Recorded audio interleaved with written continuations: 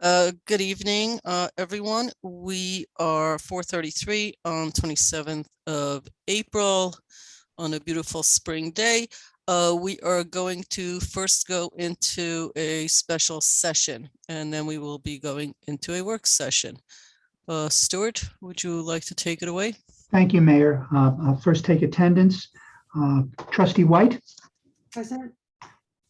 Deputy Mayor Quezada, Present. Trustee Lopez, Present. and Mayor Levin. Present. Okay, we can do the pledge. I pledge allegiance to the flag of the United States of America and to the republic for which it stands, one nation, under God, indivisible, with liberty and justice for all. Thank you. We have one item. Is there any member of the public who would wish to address the board with regard to the one resolution on for this special meeting this evening?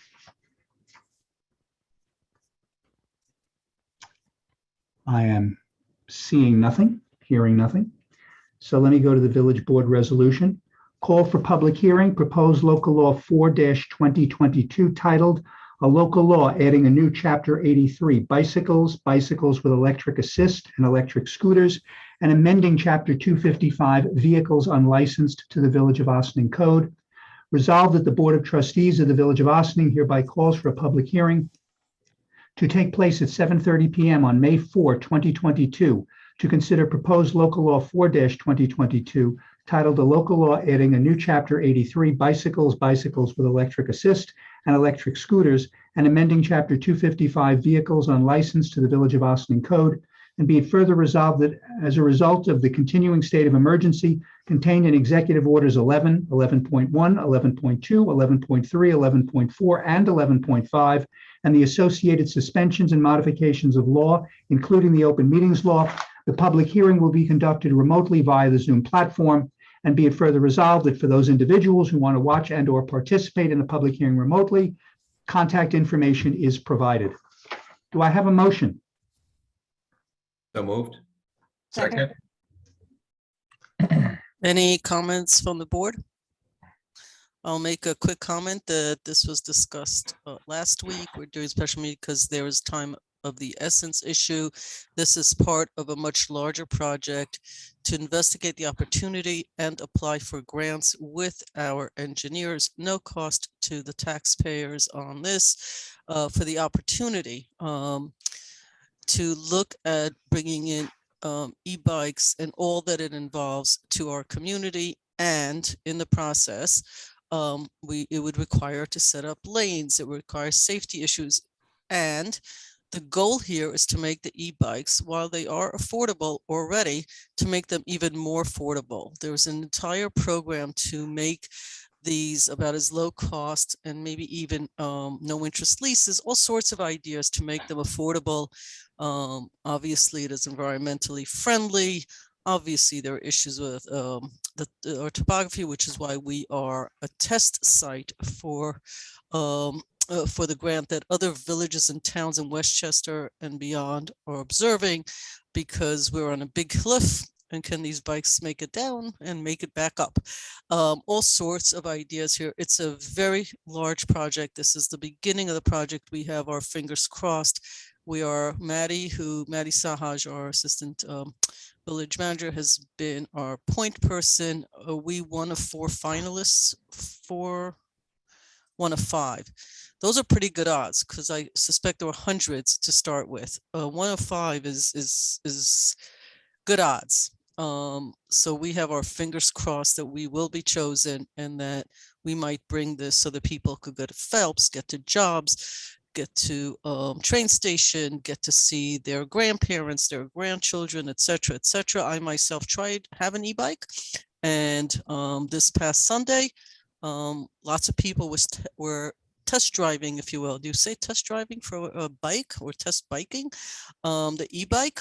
It was fun to watch. Lots of people who've traveled in other parts of the country and the world have gotten very used to it. So very exciting project. There is times of the essence, so we're calling a special meeting tonight in order to, and I hope the board will vote to move this forward. So that was just a bit of a synopsis for those who weren't able to follow it last week, or we've had lots of meetings about this, but this is an exciting project on so many levels. So those were my comments, looking to see if anybody else wants to jump in. We talked about it. Think we're good. No, Mayor, yeah, What sorry. happened? Yeah. No, I just had a quick comment on this, and I know we have talked about this several times in several meetings. I guess I just want to, not related to this, but I think as an overall, as you mentioned, that we should be looking at other areas on our village to make pedestrian safety. And I have brought up issues with a couple different streets, and I'm going to say this again, humps and several other downtown streets. And I think if we are going to be looking into a pedestrian safety, different regions in our village, I think it will be a great opportunity for us to look into that as well. Again, this is not related to what we are passing, but I think we should be looking into that as well as an overall picture. Yeah. I think it's a densely populated village.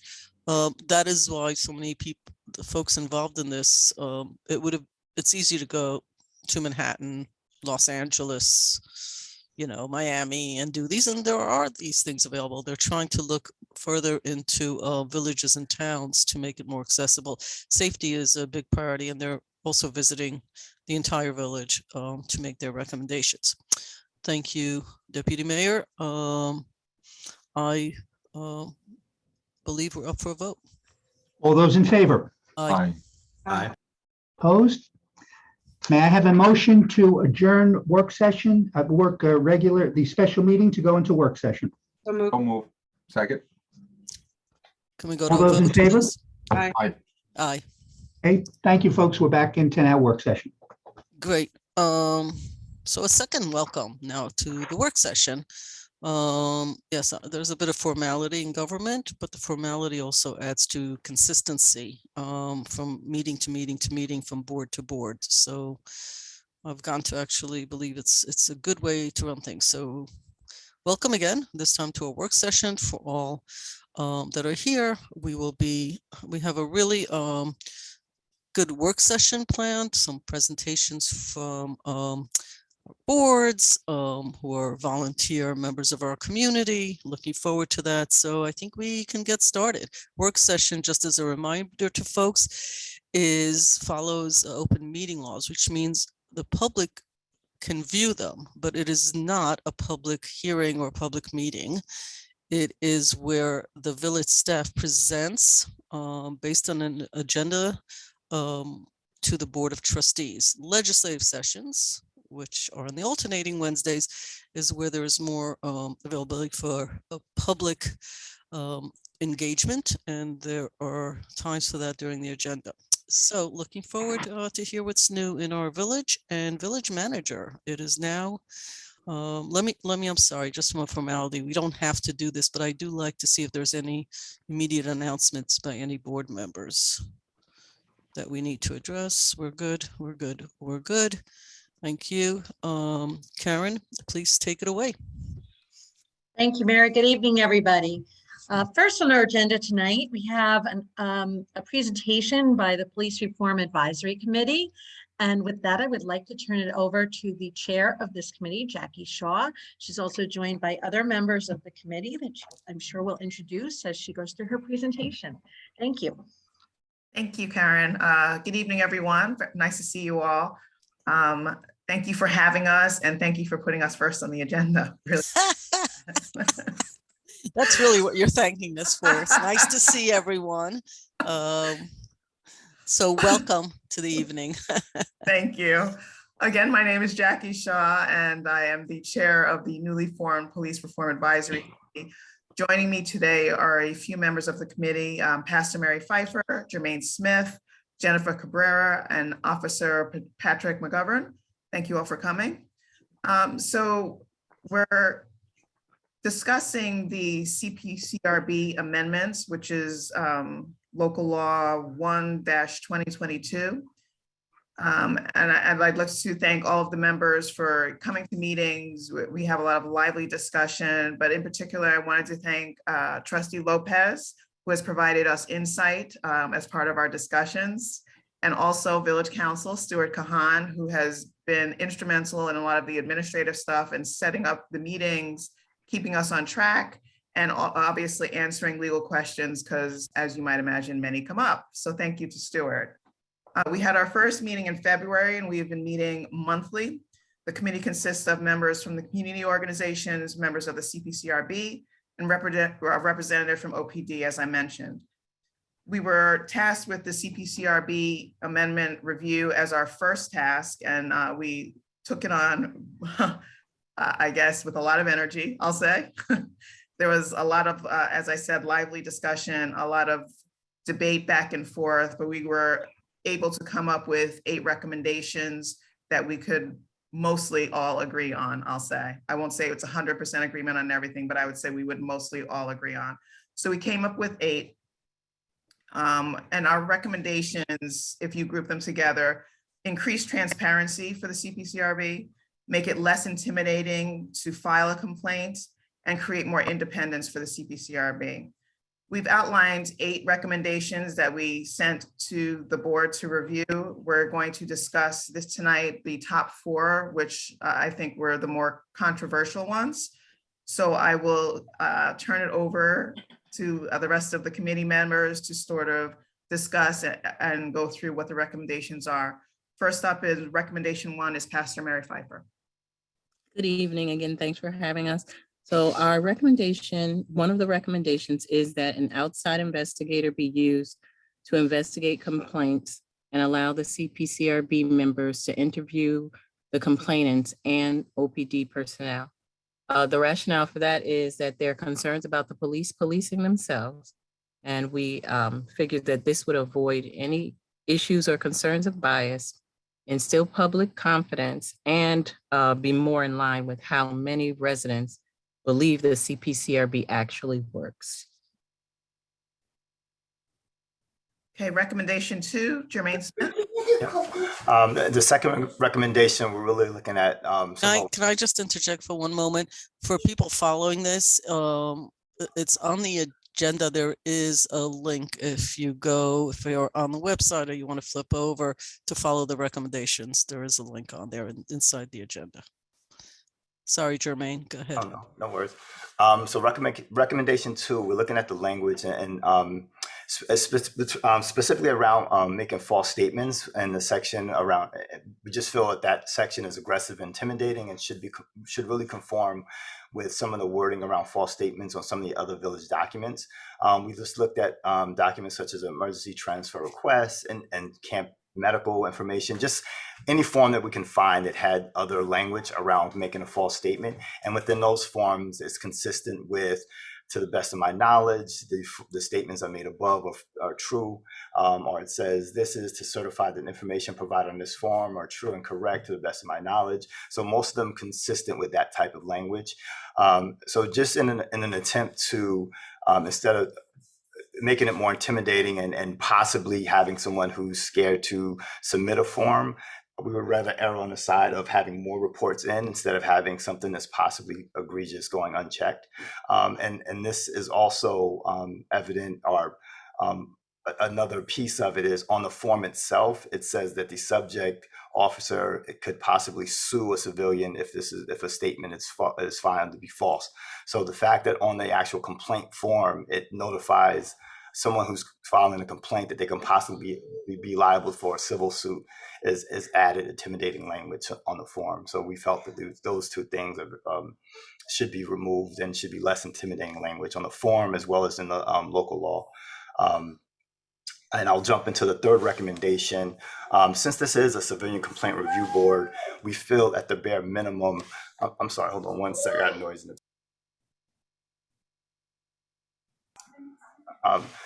we have civilian complaint for this one. Sorry, rationale number 3, our recommendation number 3. We were looking at the officers. It was discussed back and forth about officers serving at all on the CPSRB, and we came to the consensus that at a minimum, if the Ossining Police Department in times of discussions are making votes, that the officers are not present in the room at the time. So we just felt that for that, this is to build public confidence and have some separation and independence from the board and the municipality itself, and not have the officers either involved in the conversations or present during the time of voting on whether or not the complaint is filed to be justified or unjustified or whatever stage within that is that we found. So those are the two recommendations that I'm going to read on. And again, just intimidation and some transparency and separation from the police department itself. Thank you. And recommendation for Jennifer Cabrera. Hi.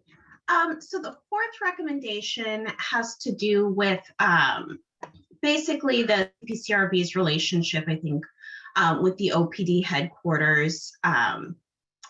So what we've written down is that OPD headquarters should not be an option for CPCRB meetings or for dropping off complaints. It should be another village-owned property, such as the village clerk's office for complaints and the village hall conference room for meetings. That was something that we actually came up with in our initial, the working committee's initial recommendations, and it got modified somewhat. So we're going back and asking to bring that back. Additionally, we also have that any complaints received should have a date stamp. That's something that happens now, but it's not codified anywhere, and probably should be. And then we also mentioned that there should be an ability to do digital submission of complaints, which I think is something that we agreed on last time would become part of the process going forward. And then the rationale that we've written down here is that the police station intimidate some complainants, which is something that we've said in the past. And so a more neutral option is advised. And then just having the ability to do things online makes sense for accessibility reasons. Thank you. I've just noticed that Althema Goodson and Kemi Pogue, who are also on the committee, have just joined. Thank you for joining. So those were our four top recommendations, and we are open to questions, concerns, discussion.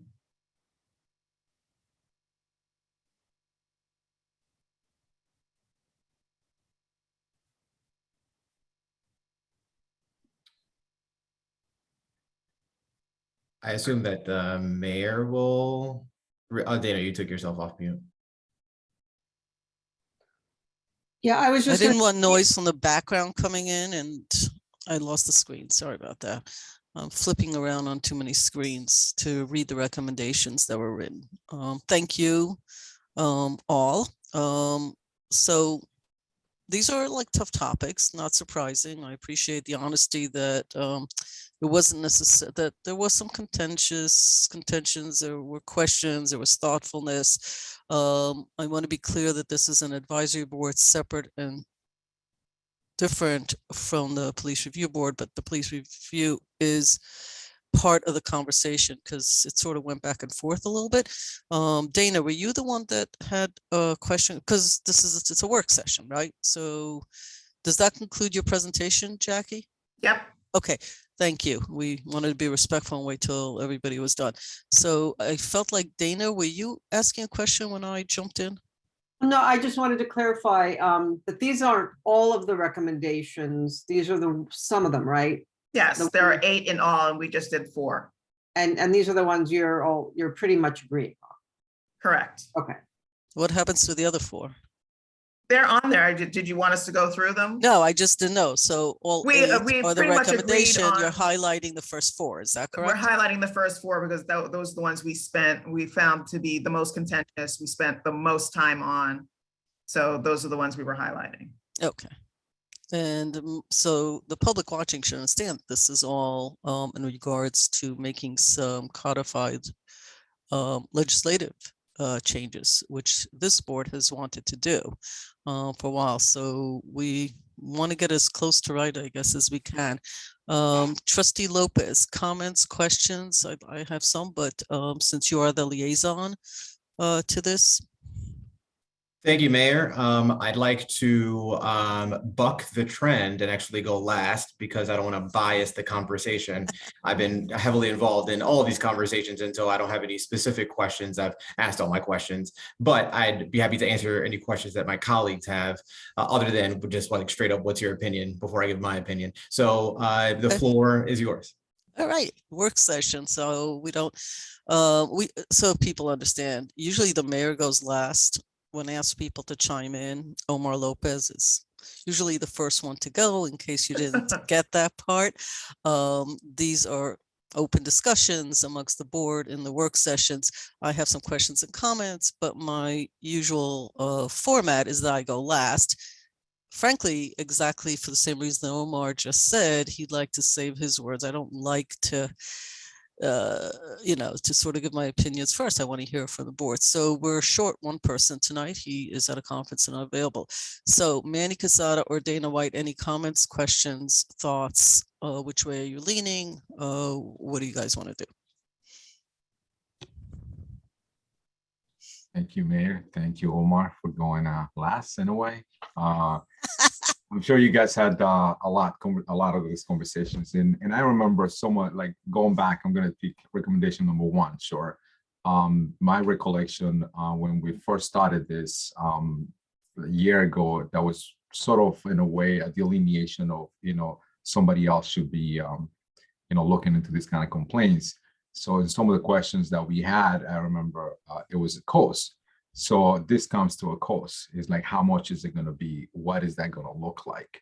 So I guess, I don't want to ask my colleague, but I will ask Jackie if you guys can give me a little bit more of details, or Jermaine, I guess, on this one, or whoever would like to answer this. Just give me a little bit more details, because obviously this is not something that was budgeted, something that if the board agrees to do something like this, we'll have to kind of go back and see what that means in our budget, and what does that look like, if it's something like this is implemented. Right. So one of the thoughts, and Jermaine can jump in, but one of the thoughts we had about mitigating the cost is sharing the investigator among different municipalities, sort of like an OVAC, how OVAC kind of works, was one thought.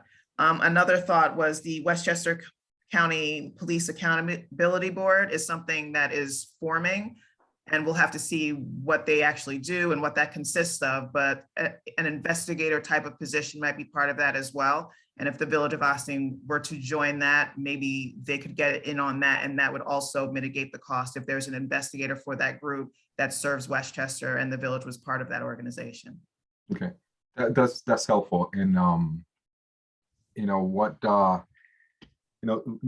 sharing services, I guess it comes in play, sure. And I think one of the concerns that we had is like, what those municipalities are doing. And I'm sure you guys have done a lot of the reading and a lot of what other municipalities do. Is that something that other municipalities are actually have it as an implementation on their plan? They're looking into that besides Westchester County within itself? I don't think we've seen anyone who's actually doing it yet. We've seen people that are looking into it.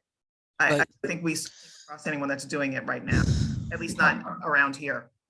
And I believe that part of the work that Westchester County is doing is also to supplement what's needed in the municipalities. So I believe their accountability board is to help with the municipalities, if I read it correctly. And again, it's not formed yet; it's in the process of being voted on. But I think if that's ratified and it's voted on and approved by the county, then that's an office that's subject to supporting the municipalities. Okay, let me say a couple of things about that. Manny, I know you're not done, but on this topic. So we need to pass a law, right? We're legislators.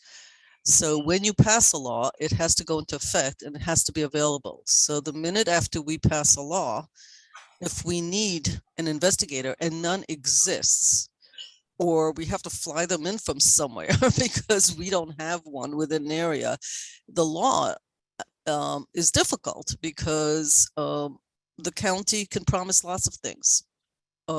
They have been known to promise and not deliver. We don't control what they do. They have been known to speak, but not pass things or delay, or known to withdraw, as with the mental health van of a number of years ago that was driving around, and then it was cut in a budget, totally out of our control, but our law is still on the books. So I am like, I read the recommendations, and I remember all the discussions, well, not all, but many of the discussions. It isn't necessarily that I'm opposed to it. The issue is about timing, sequencing, and how one does this. I am in favor, and maybe it's my background, of trying this for a year so that you do gather information and say, hey, it works, it doesn't work, let's fix it. But writing laws like that make it very difficult, to the extent of, if an investigator doesn't exist that we can use or is affordable to us, like, what are the metrics that we can use? Can we say when the county passes, it's whatever, when there's something in place similar to OVAC, when there is a consortium of at least 4 municipalities? So if there aren't 4, we would go to what? What would be the default? If what we want doesn't exist, what would be the default, is what I'm asking. Does that question make sense to anybody? Yeah, absolutely. Okay, so could you help me with that? I think. Go ahead, Jermaine. Jackie. No, you're the chair, so go ahead, Jackie. I'll follow up. Okay, so one of the other thoughts we have is, right now, the CPCRB can't actually have interaction with the complainants.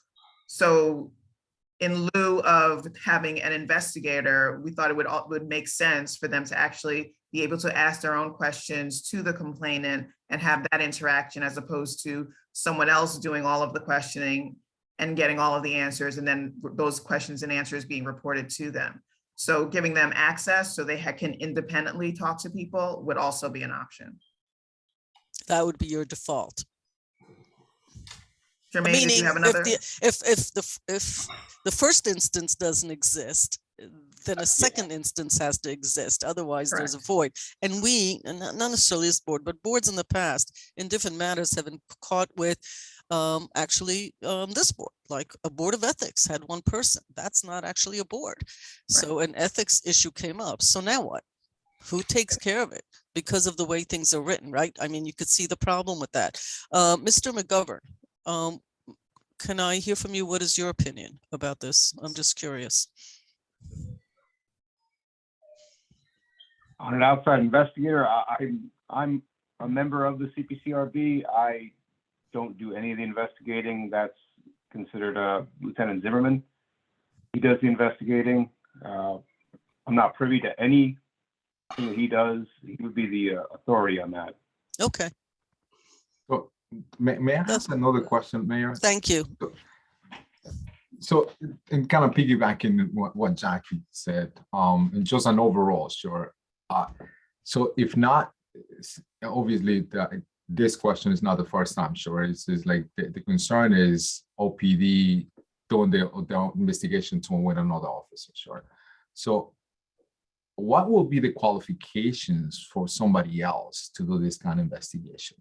And sort of like a global concept, because you guys mentioned, OVAC, I'm not sure what OVAC does with regards to investigations or anything like that, but what will be who qualifies to do this kind of stuff?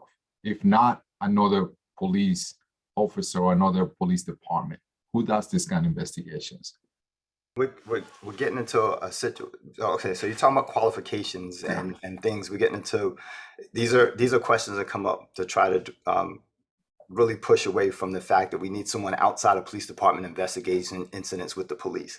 Right. So, thank you. So thank you. Yeah. Thank you. So that's fine. I'm not going to go through a whole debate. I know, not a debate. I'm going to answer a question. I'm part of this committee, and I want to give my feedback on the question. Except I'm the chair of this session. So let me chair it. So Manny, I wasn't finished before. Sorry, man. I think the macro issue here is an outside, exactly what Jermaine said. I don't think that the committee or the recommendation is that it has to be this person or these 3 people or these 5 people or this thing or that thing. I think the issue is that it should be an outside, either a group, committee, etc. So one of the problems was that if you turn this from the police over to a committee, there's still people who are on the inside in some way. They may not agree to that, but that was part of the issue. It seems to me that we have used attorneys to investigate scenarios. Disciplinary actions are done by third-party attorneys that are simply hired. Here's the case in front of you. Here is the scenario. We have trained people. We have used in different scenarios all sorts of disciplinary actions. We've had disciplinary actions. And I don't mean police. I mean, in general, we have a couple hundred employees. We've hired attorneys. So to Jermaine's point, staying top line, I wasn't cutting you off, Jermaine. I was expecting exactly that without getting into the detail. Otherwise, we're going to be here all night. And we've discussed this before. I think the main point that we're stuck on is inside versus an objective person or persons. So it seems to me if you look for the objective person or persons, it might come from a consortium. It might come from law firm that can be hired, lawyers who specialize in this. It could be the committee itself, right? I mean, these are all options because the goal, as Jermaine smartly brought us back to, is it's the issue of inside versus objective. Am I correct, Jermaine, as the top bullet on this entire conversation? Yeah, that's primarily it. Yeah. So without getting into the, yeah, right, getting the into, excuses for why we can't do it. right, Sort right. Yeah, I don't want to get Right. into, I don't want the back and forth. That's why I don't want to get into why we can't. And I want to, Right. the purpose of this is try to figure out why it's needed. And that the reason is we went through this whole police reform with Executive Order 203, and a lot of people in the committee were unaware that the CPCRB did not do investigations. They were, so that was a problem. That's problematic that even people that were part of this inside process were unaware that the CPCRB did not do their own investigation. They relied on the police investigation. So that's why I just wanted to make that point, that this is because we just want to make sure that there's someone else. At the bare minimum, that board should be able to ask a witness questions and say, hey, did this happen the way it's issued in this report? Were you there at this time? So we just want to have someone at the bare minimum to be able to ask those questions and have that outside independent body to say, hey, we asked the questions, we think there is truth within this, and then they can justify that report at a bare minimum if we can't get that independent investigator. So yeah, I don't want to get into a debate. I just want to be clear on the need, why that need is there. Right. So I do want to say a few things. There's no accusations. And when we talk about the community, part of the contention is, whether the community at large or a small group or whatever. But to me, at this point, we've discussed this so many times, Stuart, if we did not have an investigator available and we do what we've done in so many other situations, is hire an outside firm with some expertise in this as a third party, right? Because that is what I'm hearing. Third party objective investigation is the main area. Is that something that we can do? I'm just coming up with solutions here because we've had this conversation about this issue many a times. How would that be a downside to any party involved if a third party entity who's an officer of the court, because that's what lawyers are. They have ethics they follow. They understand law, they understand how to ask questions, they understand how to document, et cetera, et cetera. Would that be a problem? If the board wanted to go that route, the board could absolutely go that route. There's nothing that says you can't. I do just want to make one point because I just think it needs to be said. It has never been alleged in any investigation that I have been involved with through the CPCRB that the investigation itself was improperly done. I want that. I think it's important because we are throwing around the word objective, and I got it. I understand it because I've listened to all these meetings and I was there for all the others. But I just think, Mayor, I just want to make that point clear because I don't think it's fair to throw a word objective around, because the presumption then is that what, for example, Lieutenant Zimmerman has been doing has not been objective. If the board wants to, however, go to a position of having either an outside counsel or an outside individual, they are absolutely free to do it. There's no reason that cannot be done. It can be referred to someone and they can conduct the investigation. I just wanted to make the point that it shouldn't be viewed as we're saying that the people who certainly are currently doing the investigation are not doing the investigation appropriately. I just thought that had to be, I just want to make that point. No, and we've done it before because the assumptions that are stated have never actually been proven. And you're right, we go down this path as if people aren't doing what they're supposed to, or there's been a problem, and there actually hasn't been a reported problem on one hand. On the other hand, I'm not sure what the downside is in having, I will correct my language, my apologies, is a third party. So that it is not, the residents, a committee, because arguably a committee of folks, the police start being one against the other rather than do what we actually do in government, which is get a third party to come in. And that resolves a lot of the angst. So Omar, I know that this is, I think, one of the big bullets, right? If I were to look, you guys sort of took 4 out of the 8, right, Jackie? Like these are the Yes. 4 biggies. And thank you for also saying like, these are major issues and fair enough.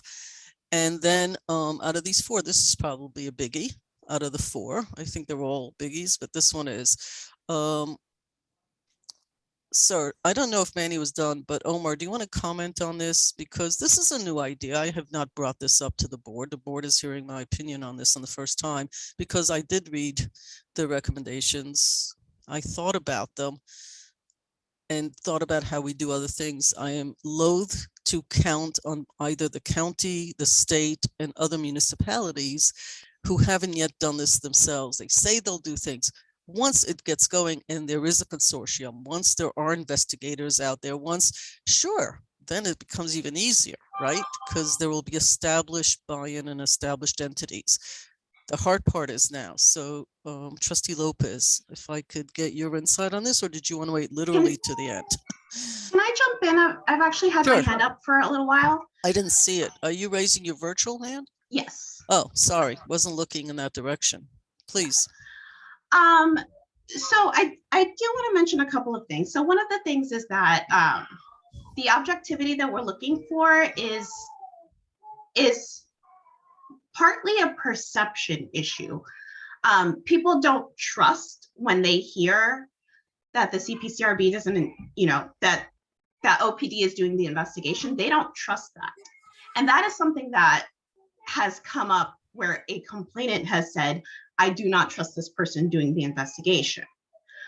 And I will say, there was an investigation that happened last year that I was not confident was done properly. I think Stuart probably know which one I'm talking about because it was very contentious. And then I ended up bringing that to the Board of Trustees. You all looked into it and found whatever you found. So it has become a question. That was a pretty serious complaint. So it was one of those where I think having an outside person would have allayed a lot of the fears that I and some of the other CPCRB members had. And we didn't have that option. We didn't have the option to talk to the complainant when we had questions that we wanted clarification about. We can request that that the police investigator goes back and does further investigation. The chief can say, no, we're not going to do that. And then, we can say, okay, well, we don't have enough information to make a determination, but that's like not a great solution. So I think it's one of those things where when you're talking about the cost, like the dollars and cents, you also really want to talk about what you're gaining in trust and in public that this process is working, because otherwise, why do we even have a CPCRB, Yeah, and I was going to mention something similar. We don't know. I'm sorry, Jermaine. So here's the way this works. People raise their hands. I've now turned it over to Omar. This is not a conversation, it's a presentation. I apologize, but we actually do follow some protocols and meetings. I don't know who else has their hand up, so I don't know. Is it you that have your hand up? The only one that has my hand up, yes. Oh, ma'am. see, I can't see it on my screen right now. Let me flip the screen around a little bit. Okay, got it. So please go on.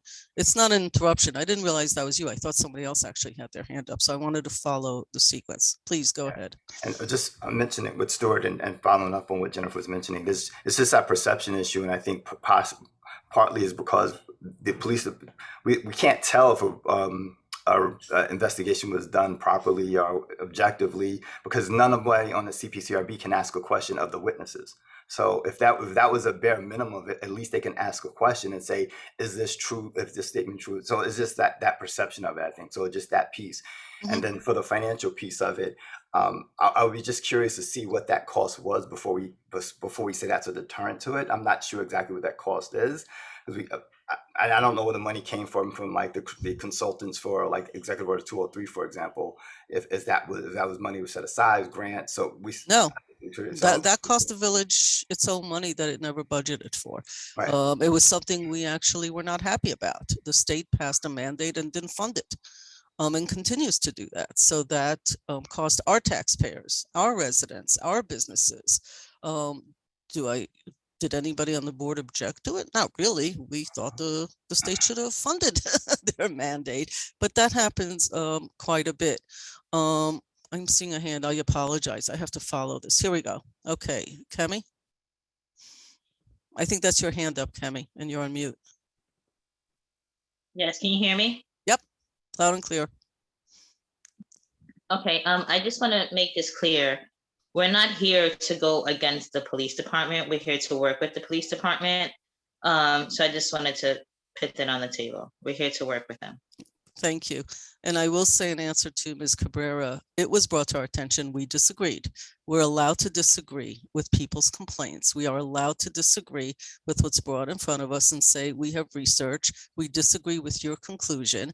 And the fact that it's being brought back is fine, but for the record, it was brought up in front of us. We did listen, we disagreed. And from our perspective, it's completed. Back though to this recommendation. Well, I just want to we mention disagreed. the reason that I brought that up is because Stuart said that hadn't been an issue, and it actually was an issue. So I wanted to mention that. Okay, so what's going to happen here is what Jermaine's going to object to in a minute, which is I am not going to sit here and slice and dice the past, because we will do nothing but have the conversation. I disagree with that comment as well, but I want to move this on because I think the goal here is that there are recommendations to be discussed. And the best thing to do is to actually conclude the conversations and say, thank you for the recommendation. We want to go forward with this. We have questions about that. We don't want to go forward. I think that is the purpose, the desired outcome this evening. So, and this was a big issue, okay? And I don't think the chief is on this call, right? No. So, sir, Trustee Lopez, you, I think, are the singular trustee because it went from one person's mayoral administration to the next, have been through all of it, and you're the liaison. So if I can have your input, it may not sound like it, but I feel like we have a breakthrough going on here tonight, but go ahead. Thank you, Mayor. This, like you said, is a difficult issue because it is not a matter of right and wrong, but a matter of values.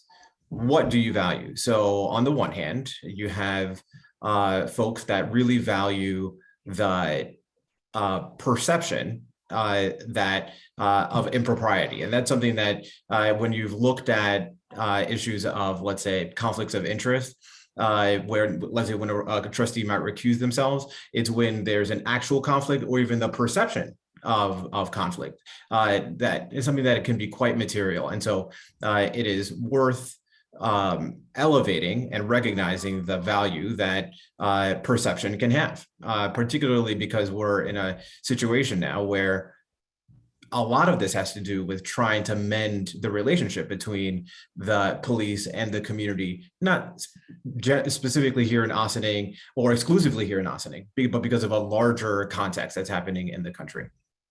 And on the other hand, you have folks that really value the police department's content expertise. And that content expertise is something that is contextual within our community, understanding the nuances of our community in a way that only first responder can, and understands the laws and policies that go into these various things. There are some things, for example, that are illegal, and then there are certain things that are improper but not illegal, like being rude or something like that. And the ability of the police department to be able to conduct an investigation has really to do with the content expertise that they have. Okay, so there's these two competing values that are on the table. Where do I sit? From where I sit, certainly I have my own perspective of how I feel this can go down. But instead of kind of adding on just one more opinion, because who am I? I'm nobody. I'm trying to find a way through. So my way through is thinking about, instead of saying in an absolute sense, will we continue the route that we are in now, where the police are conducting the investigation, or do we make a permanent switch where there's a third party, and then the conversation is which third party and how's it funded and all that? My recommendation would be to add language to our codes, to the village charter, that gives flexibility to the board to be able to decide how investigations are done. Now, why do I say that? Because we may say, you know what we want to do at the beginning of the year, we have decided that we want to do RFPs for a lot of our services. So we're going to do essentially like an RFP to investigate for the CPCRB. OPD can put in a proposal. A retired police officer can do it. Some Westchester board, anybody can kind of put in a request. Then in a forum like this, we can evaluate the different requests, and we can say, who's best equipped to be able to do something like this? Then choose from there, giving the board the flexibility to be able to say, it's going to be this person this year. Maybe next year it turns out like that wasn't the best person, but now we're not stuck. Having only being able to have this third party, we can go back to having a detective from the police department if we wish. So my headline recommendation would be, instead of the recommendation being absolute or the law being absolute, having a level of flexibility. Now, recognizing that that can create a level of either ambiguity or confusion or not satisfying anybody. My second recommendation would be to say, okay, so let's go with a third-party investigator, which is likely going to be a retired police officer. Maybe we get a law firm or something like that. That seems exceedingly expensive, but okay, we get something like that. But again, instead of saying this will be the way it's going to be forever and ever, amen, we say, let's try an outside investigator for a calendar year, and then revisit after a calendar year and determine what are the benefits and what are the drawbacks to this other way of doing it.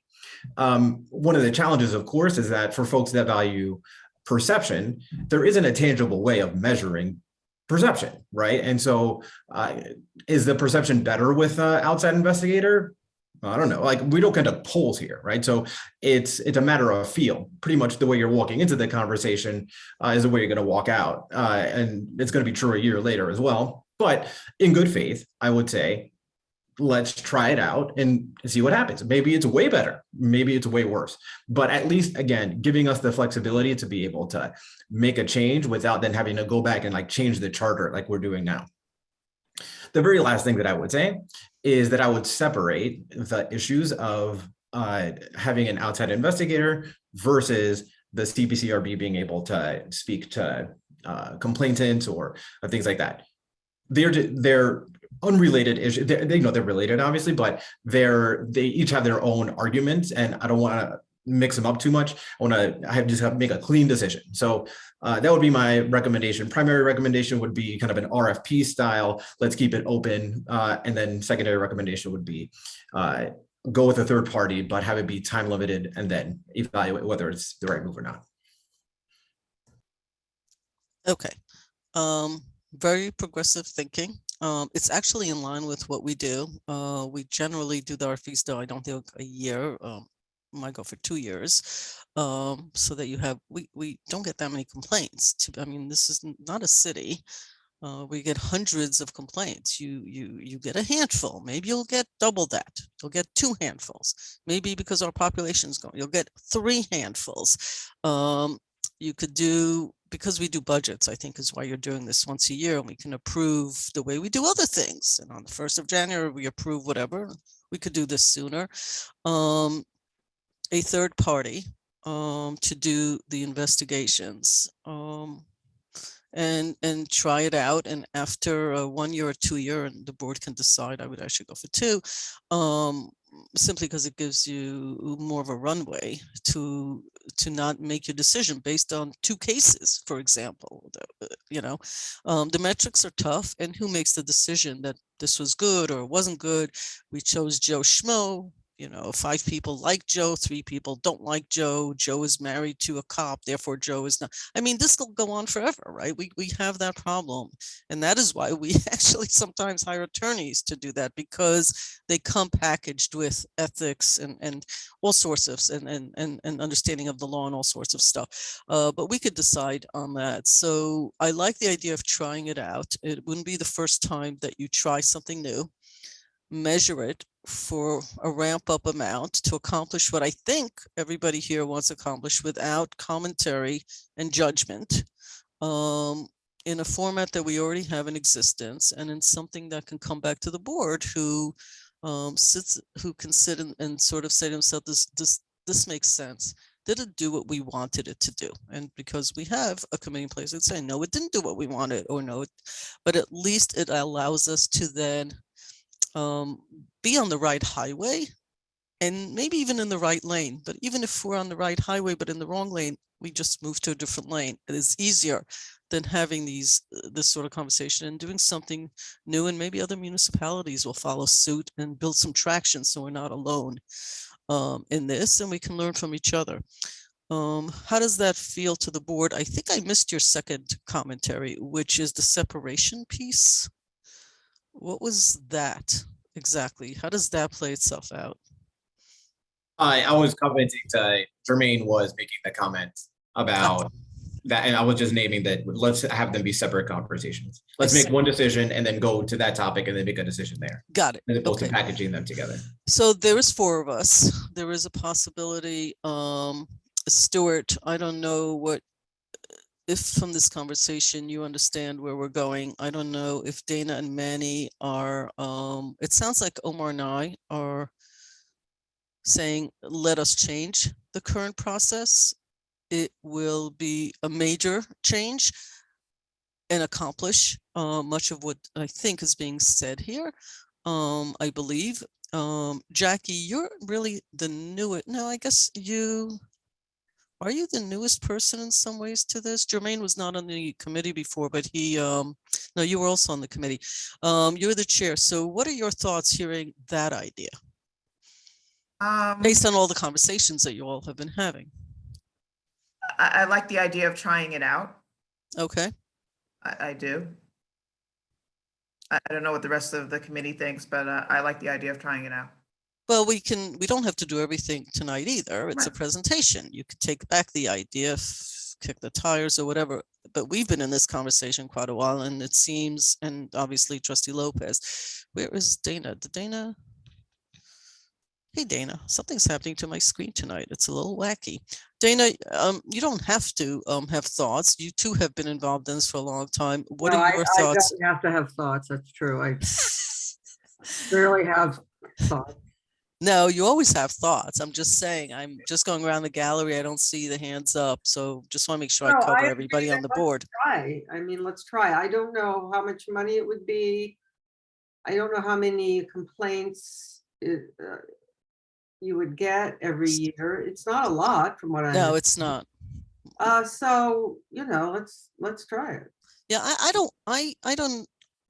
The money became an issue because there's no investigators. And so where does one find one if you pass this law? But if this is a try and we can agree that an attorney can do it or a third party, then I feel like we do know what attorneys cost. That's not a big secret. We have a lot of experience in that. God knows it's not at all a secret to us. And we've used them before in these sort of, not necessarily with the police, but with other staff issues. Oh, I'm sorry. I do see a hand up. Let's look to see who it is. Oh, hello. Patrick McGovern. Do you have your hand up, your virtual hand? Yes, Mayor. I just want to make a comment. If the problem is money and if we're going to be trying this out anyways, I think maybe triaging the complaints. You have a complaint, officer was rude to me. You have video, you have everything that you need. What more are you going to gain from having that outside investigator? I just feel like if we're trying to save money, maybe triage complaints. Okay, this gets an outside investigator. Maybe this one doesn't. It just makes more sense that way, in my opinion. I just want to change the language a little bit. I appreciate the commentary. I didn't actually say that we're trying to save money on this. So I just want to be clear. In fact, I've never said that. What I've always said is that no one can tell me how big the breadbasket is and the cost. People just keep saying it's going to cost a lot of money. I don't know what it'll cost because nobody can figure that out. So it could be a lot of money. It could be less than we think. We actually don't know. We know it'll cost more than nothing, right? I mean, you know, we know that. I do think it's worth a try. And if the annual bill for it comes to something that the board at the time says, okay, wow, I like your triage idea. I throw that back at also at the group to just do a little kicking of the tires. Is there a plateau, like for the officer was rude to me, it doesn't need to go to a third party? Or you might say everything should go to a third party. You know, it's look, we have land use attorneys meeting with the land use boards on a regular basis. We budget it out. So I think when you do it as a pilot, if you will, we'll get to know what it might cost, and then we can sit and say, you know what, there's got to be a better way because this is exorbitant, actually, or it might not be. I don't think anybody has an answer, to be honest. So I'm going to go with, let's see what it costs, since nobody has an answer to it.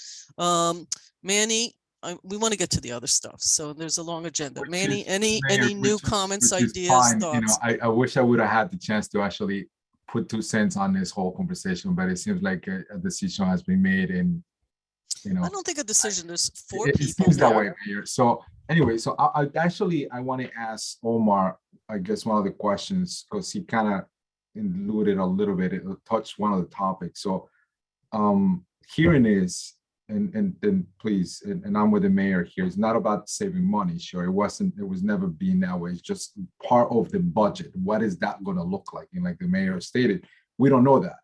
And if it's an unknown, is we have to put something in our budget, whatever that amount.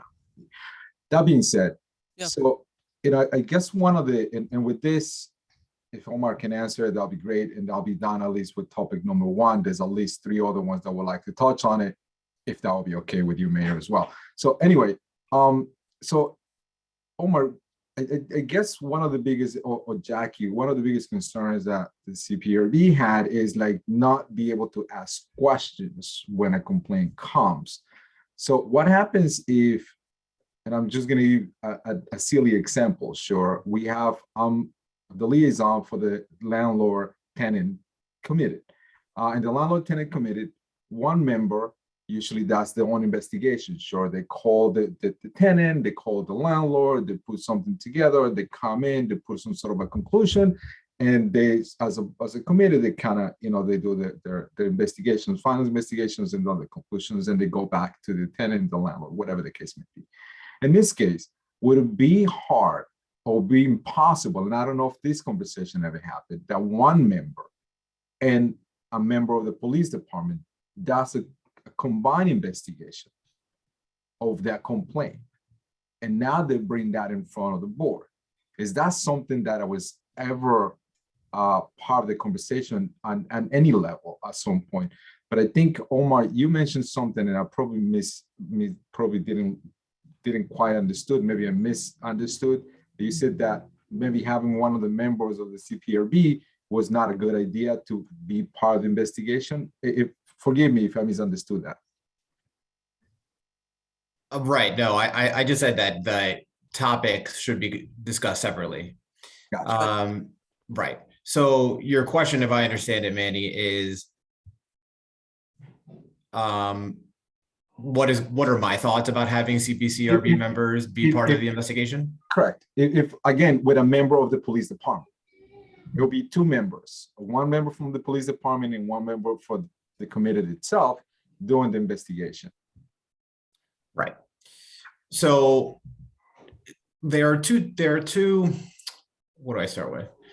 I'll start with my thoughts and then considerations.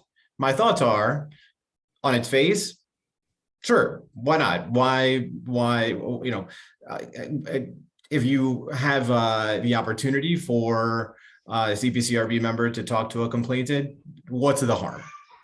That's my initial non-content expert, Joey Bag of Donuts opinion. I don't know nothing about nothing, but that's my perspective. Two considerations. One is practical. The practical consideration is there are many members of the CPCRB. I don't know how many, 7, 8, 10, something. And what are you gonna have? All of them potentially speaking to the complainant? Like, it feels a little disorganized that way. Just one. Well, hold on. The first one is practical, right? The second one is, and maybe I'll do like practical 1B, is these are all volunteers. And so we're now asking folks to show up to meetings and then like figure out a time during the day, because I'm assuming they're not just going to conduct these investigations in the evenings and weekends. These are working people that are volunteering their time on the board to coordinate with the outside investigator and the complainant, and it's always the same person, or is it just one person? I don't know. But there's like a practical question. That's not an unanswerable question, but it's a consideration. And consideration number two is that there is a reason, one that I'll give my best memory of, but I don't exactly remember all of the details, coming from, this was the chief that articulated this, of why it is the way it currently is. And the reason is, as I remember it, that it creates that because the CPCRB members are not content experts in police work, that it can create an opportunity where something inappropriate could happen. They can ask an inappropriate question, they could whatever. And when you're conducting something as formal as an investigation, you want to do it in a specific kind of way. So does that mean like the changes, the CPCRB members can talk to the complainants, but only with in the space with the investigator or something like that? Maybe that gets to what the issue is, but I'm just aware of the fact that there's nobody in this room anyway that's raising their hand saying, this is why this rule is here in the first place. My sense is it's not arbitrary. Somebody wrote it at some point for some reason. And if that's not articulated, I would want to at least get that perspective out there before just completely saying, let's take it down, and with no second thought about it. Those are my thoughts. Thank you, Omar. Thank you. Oh, wait, I thought. Go ahead, man. Go ahead. No, I was going to ask Stuart if he's also been involved in all this. So one of the things that I know does have an effect, and is there's timing and a clock that ticks at certain points in time in certain scenarios.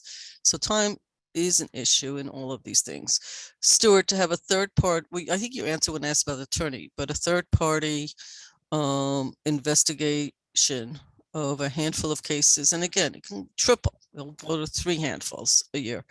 It gets more than that, then we have bigger issue to deal with, right? We have to sit there and say, what's happening, what's going on, why the increase? We need to look into it. That will be a whole separate conversation.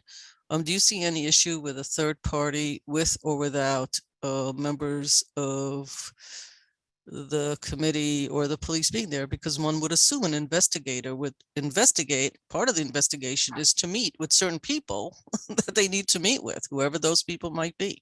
That's what they usually do. There's no, again, the board can certainly include in the code a provision that it would be by an independent or an outside, let's use that phrase, investigator with the parameters of who that is to be filled in. That those specifics don't have to be in the code itself. Okay. That might require a change in some of the timeframes that are in the code because the individual may need more time to just do it because where it's not, but could the board basically say that, an investigation will be conducted by, an independent investigator, and then work on that? Board could certainly do that. There's no reason that could not be placed into the code. Okay. So I'd like to move on to the other pieces. It isn't clear to me that if we're discussing this, that we're voting on this tonight. It's a work session. You'll have to figure out all the stuff that we are in favor of to then put it in writing and codify it. And some of this might need to go back, Jackie, as I had said just now, for some thought on it. I was debating between 2 years. I would be okay with 1 year so that some conclusions could be made. I think that's up for grabs. The second bullet, the second item is, I'm trying to go back to my, what's the second bullet, Jackie? It's about the language in the false statement section. Got it. Okay. Any conversation? Manny, I'll start with you so that we're not leaving you to the end. If you have any commentary on this, you don't have to. I just don't. asking. I remember some of the stuff, I guess, that Stuart had concerns in that portion of the language when that was brought up before. So I don't understand what changed from that to now. I mean, my recollection is the board was okay with the language in there. So, I don't see any different arguments in that, anything new, I want to say. So I'm going to stay with what we originally had, at least on this point. So Stuart, is there a change in the recommendation versus what was submitted? Yes, I think as Jermaine indicated, the current language, well, two things. And Jermaine, if I'm misstating it, please tell me. One, the proposal would be to quote directly the section of the penal law relating to false statements. So that's one thing which the PRAC was of the view that should come out and it should be somewhat, let me use the phrase, less confrontational language. Secondly, in the current complaint form, there is a line in it, and I think it's at the end, which basically is that if you're giving a false statement, you are potentially subjecting yourself to a lawsuit for what you have in there. And so I think the second part is that should come out as well from whatever statement is there. Right. So one, it would be a less confrontational statement, not including what's in the penal law. And it's all recognized by everybody on the committee that what's quoted is in fact what's in the penal law. So it's not Right. that we're Right. quoting something incorrectly, but that it should be not as confrontational, and the language about a potential lawsuit, if you say something incorrectly, should come out as well. So those are really the two Okay. aspects of that recommendation. Right, so I'm going to make two comments, and one's about this meeting and the other one is about this. So is it true that if you make a false statement, you actually can be sued by the police officer or whoever? Is that a true statement as it states? It would really, it would really have to be almost libelous. I mean, to accomplish that. I think Okay. just making a false statement again, let me say it this way. Anyone can sue for anything. Right. Okay, it takes $300 and you get an index number. But whether it's an actual suit that's going to get you anywhere or have legs to it is a different question. But so what I could say is that there are circumstances where a false statement could result in someone suing you, but you don't generally see that in a form where someone is basically saying Okay. that they're making a complaint. So it does seem a little bit overkill then to have it on the form. I don't recall another form either by Okay. this village or So, elsewhere where that's that fine. appears. Okay, so that for me makes it a pretty easy conclusion. So folks, this is supposed to be a presentation to the board. It's not debates, conversations, you know, it's most of the work sessions are to present, most of the committees present. I think that we're only on bullet number 2. It's about 8:43. We have other items in the agenda and other presentations. Usually the presentations, which it was, you kept it to a lot of time. It's all this other stuff. Stuart, can the board, we have the recommendations, right? Can we discuss, just sort of give our opinions? We're not voting. It's simply an opinion because back to the group, because we do have so many other things on the agenda, one of which is another committee's presentation. This board can, certainly discuss the recommendations which have come from the Right. PRAC.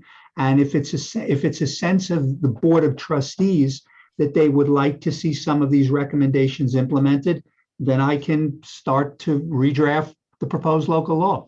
Okay, Real simple. so Jackie, if any of us have questions, how do you want us to ask the questions? Do you want me to just say to the 5 trustees, just write the chair to get an answer? Do you That would want be the whole fine, and then- committee? We might not have questions because we've all sat through some of the conversations. Right. The first one I think really did require like some thoughtfulness that we may have had in the past, but maybe see things, sometimes it's just you have to mull things over. And I think there was a change. This bullet, for example, I think is heading towards, maybe it is overkill. Good. Yeah. Like, why are we doing that?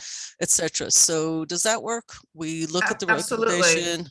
You want You can me send me an to have people email. send you and you Yep. will get back to it. We'll always copy Stuart on it because he's involved in the committee and has the consistent. We'll always have Trustee Lopez. Usually we do BOT anyway.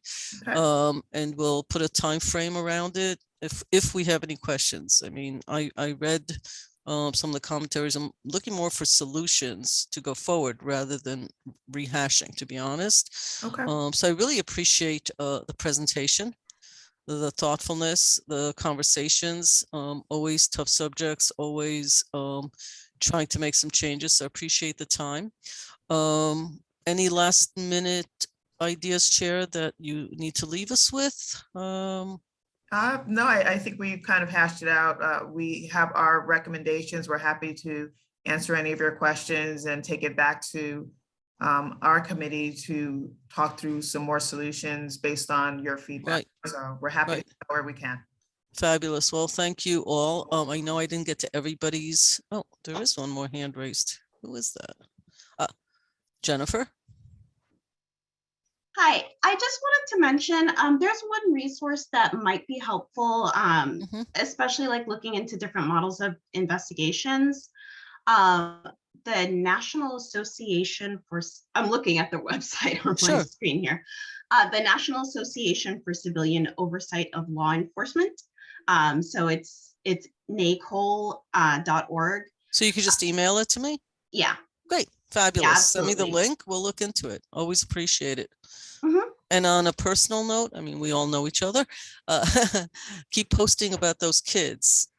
Adorable as can be, honestly. Thank you. Look just like you. I hope your husband's not insulted, but they look just like you. No, yeah, They're like mini adorable me's. twins. I do follow you. I like it. Okay, so folks, thank you, Kemi, and thank you. I don't want to leave anybody out. Chair. Always nice to see you, Jackie. Thank you for your time. Thank you. Patrick, nice to see you. Althema, always a joy. Thank you so much for your involvement in this. Jermaine, always good to see you. I could give a plug for ENU, but I'm not. For all the work that you guys did. I see you guys this past Sunday. Very much appreciate it. And Pastor Pfeiffer, always nice to see you. Thank you for being here tonight. And I appreciate everybody's time. Thank you. Thank you. Village Manager, I think next item on the agenda. Yes. The next item on the agenda is we're talking about a grant for the Joseph G. Caputo Community Center pool area. So some of you may remember that a while back, through the mayor, Sandy Galiff, was able to provide a grant for community center improvements for $500,000. And it's a state municipal grant through the Dormitory Authority. In filling out the paperwork for these grants, it requires a lot of specifics on what the grant money is going to be used for. So in order to get the grant disbursement agreement, we looked at the project, and we wanted to be careful because we also have monies coming into the community center pending through the DRI. So we wanted to make sure we sort of disaggregated the projects because there are two completely different grants on completely different schedules. And we know that we have a lot of work that we want to do in the pool area, which we decided we would focus on that. So working with our Director of Public Works and our Superintendent of Water and Bill Garrison, our Recreation Superintendent, we came up with a list of things that need to be done in the pool area, and this includes new locker rooms, an LED lighting system, family locker room that would be separate from the two locker rooms now. Other things such as, plumbing, electrical systems, things like that. So we went through and based on the estimates, the total project for a complete upgrade of the pool area, including the locker rooms, came out to 1 million and 62 I'm sorry. Over $1 million. Over Okay. $1 million. I apologize. So anyway, so we have a grant for $500,000. We broke it up for DASNY. DASNY requires that to finalize the grant agreement, they want to see a commitment from the village that we have the money to fund the balance of the project. So I've talked to Dale, and we think that the best route is to make that commitment through fund balance. So what we would need is a board decision to draft a letter, a commitment letter to DASNY stating that the village will be committing the balance of funds required to do this job based on this estimated budget. And I think this is pretty specific because we had to go off estimates that we had and quotes that we have. They require the copies of the quotes. I would say that we haven't actually bid this yet, so it could change slightly. So we might want to just say that we, a letter saying that we have up to a certain amount, $600,000, that would be enable us to complete the project, and that we would use that money out of fund balance. I just have a point of clarification, not an opinion. If it's a $500,000 grant, why wouldn't we put in a budget for $500,000? Are they saying that we have to put an equal amount in? There's usually there is a match, but it's also the work that we have to do. This is all work that we have to do regardless. So we put it into one budget. It sort of makes it a little cleaner for DASNY, and we really didn't have one specific item that came just to $500,000. If we do, we really can't do the work that we need to do without doing all of the work. It really comes as a package. So one could argue that some of the stuff we could decide on a final estimate that we don't have to go through with adding a family locker room, but that was an opinion that the Rec Advisory Board made, and it is a need in the community center because right now there's nowhere for somebody to change if they have a young child of an opposite sex with them. That's not a material, expense necessarily, but it really is. This is the total amount for the total pool project. So it makes sense to look at it as a complete project. And I'm assuming you're coordinating this with any of the DRI projects? So the reason that we looked at the pool area is because the pool area wasn't specifically identified with DRI. DRI is on a separate timetable, separate funding. So a lot of the DRI improvements that we talked about, while the DRI could fund some of this, the DRI money really was designated for other needs in the community center as well, including cosmetic upgrades, new roof, other system. So we looked at this, we sort of pulled this apart so that we didn't have to worry about project timing, and this is something we can complete independent of the DRI if we choose to. Okay, so those were just points of clarification. Any questions, comments on the board? Anybody? I think a family changing room is really important. I think that, you know, it's not just a convenience, but it's, I know, I remember when Club Fit put them in. Yeah. You know, and it was great, you know, and it is an issue when you have a child of the opposite sex and not everybody wants the kid in the, you know, if it's a boy and the lady or opposite, you know, and it's just nice to have that. And I think it would be very welcome for people. And I think that, you know, I think it's good to do all this stuff at once.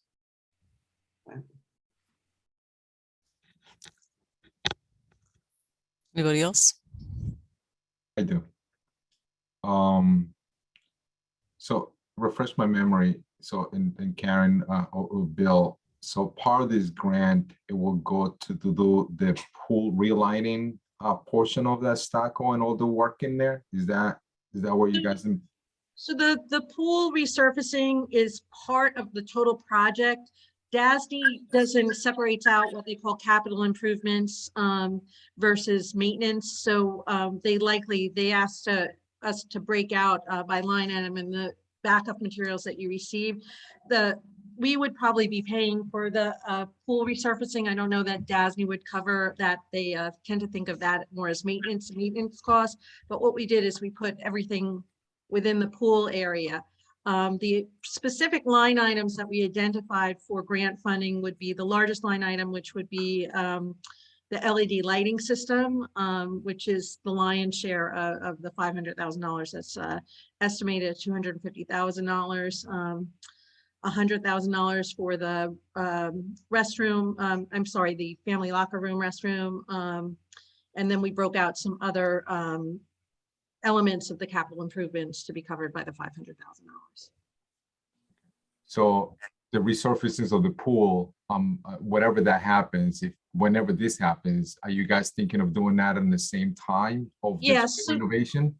One of the things that we thought, and you know, working with Andy, and Andy, if you want to speak to this, that doing this under one design firm probably is the best way to do it, because we can consolidate all of the work, make it one project, have it all done at the same time. We can time it so that as we're closing the pool to do other projects, everything coincides, so we have the least amount of downtime to have the area closed. So Andy, maybe you want to talk about a little bit about that? Sure. Good evening, everybody. Sorry, my allergies are kicking up, so I kind of sound. Andy, before you go forward, just give me 1 minute, please. So, as an overall of this $1 million project that we're talking about, sure. What is the soft cost? What is the soft cost estimation, I guess, for this? And it seems that you brought up, because that was my other question to you, Karen. The soft cost would be of this total project would be $163,000, just about. Okay, so is that, because we already have some sort of drawings or specs. Exactly. Okay. Exactly. So. But wait, so pretty much you're talking about $100,000 of soft cost of an architectural firm or an engineering firm to come in and do what? Because that, to me, changing locker rooms, changing some of that stuff, it just kind of doesn't make too much sense to me.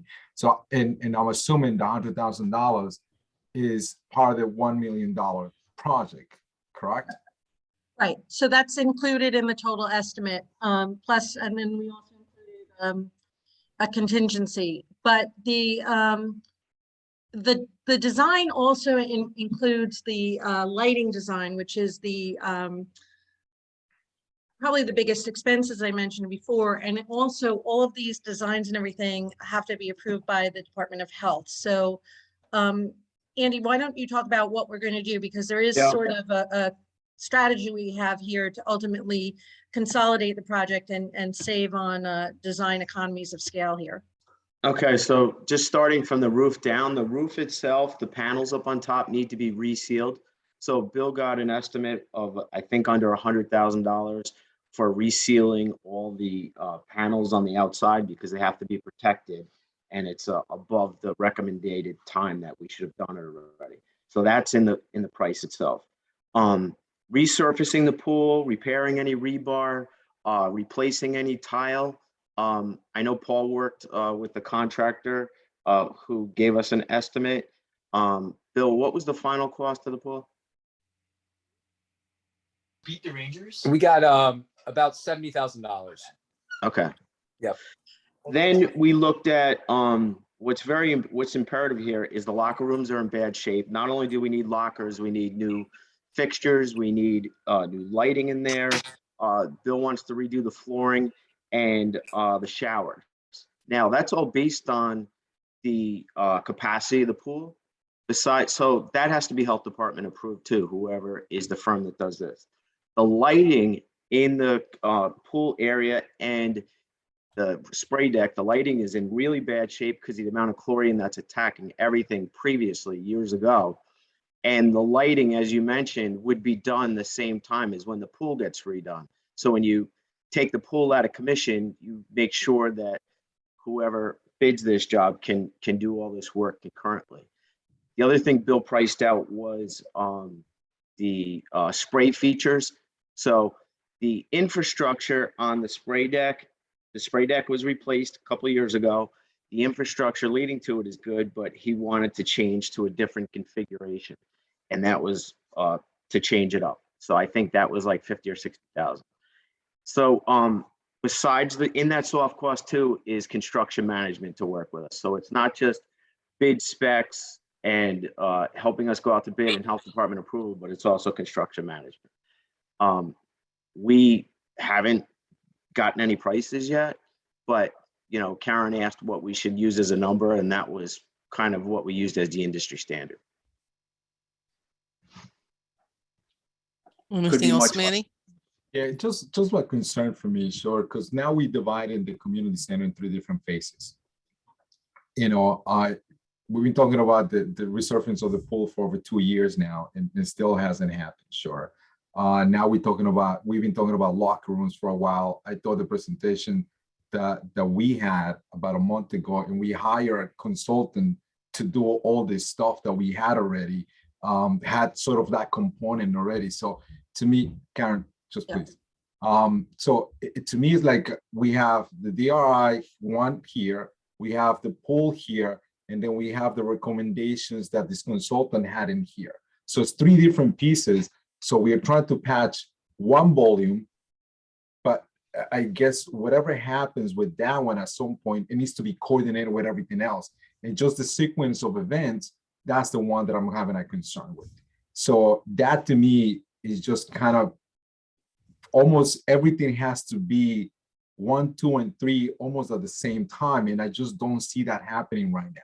That's my biggest concern. So actually, I'm not against the project. I think the project Yes, so- have to happen. I just the sequence of events that I'm seeing right now. And I guess if I'm wrong, you know, please correct me.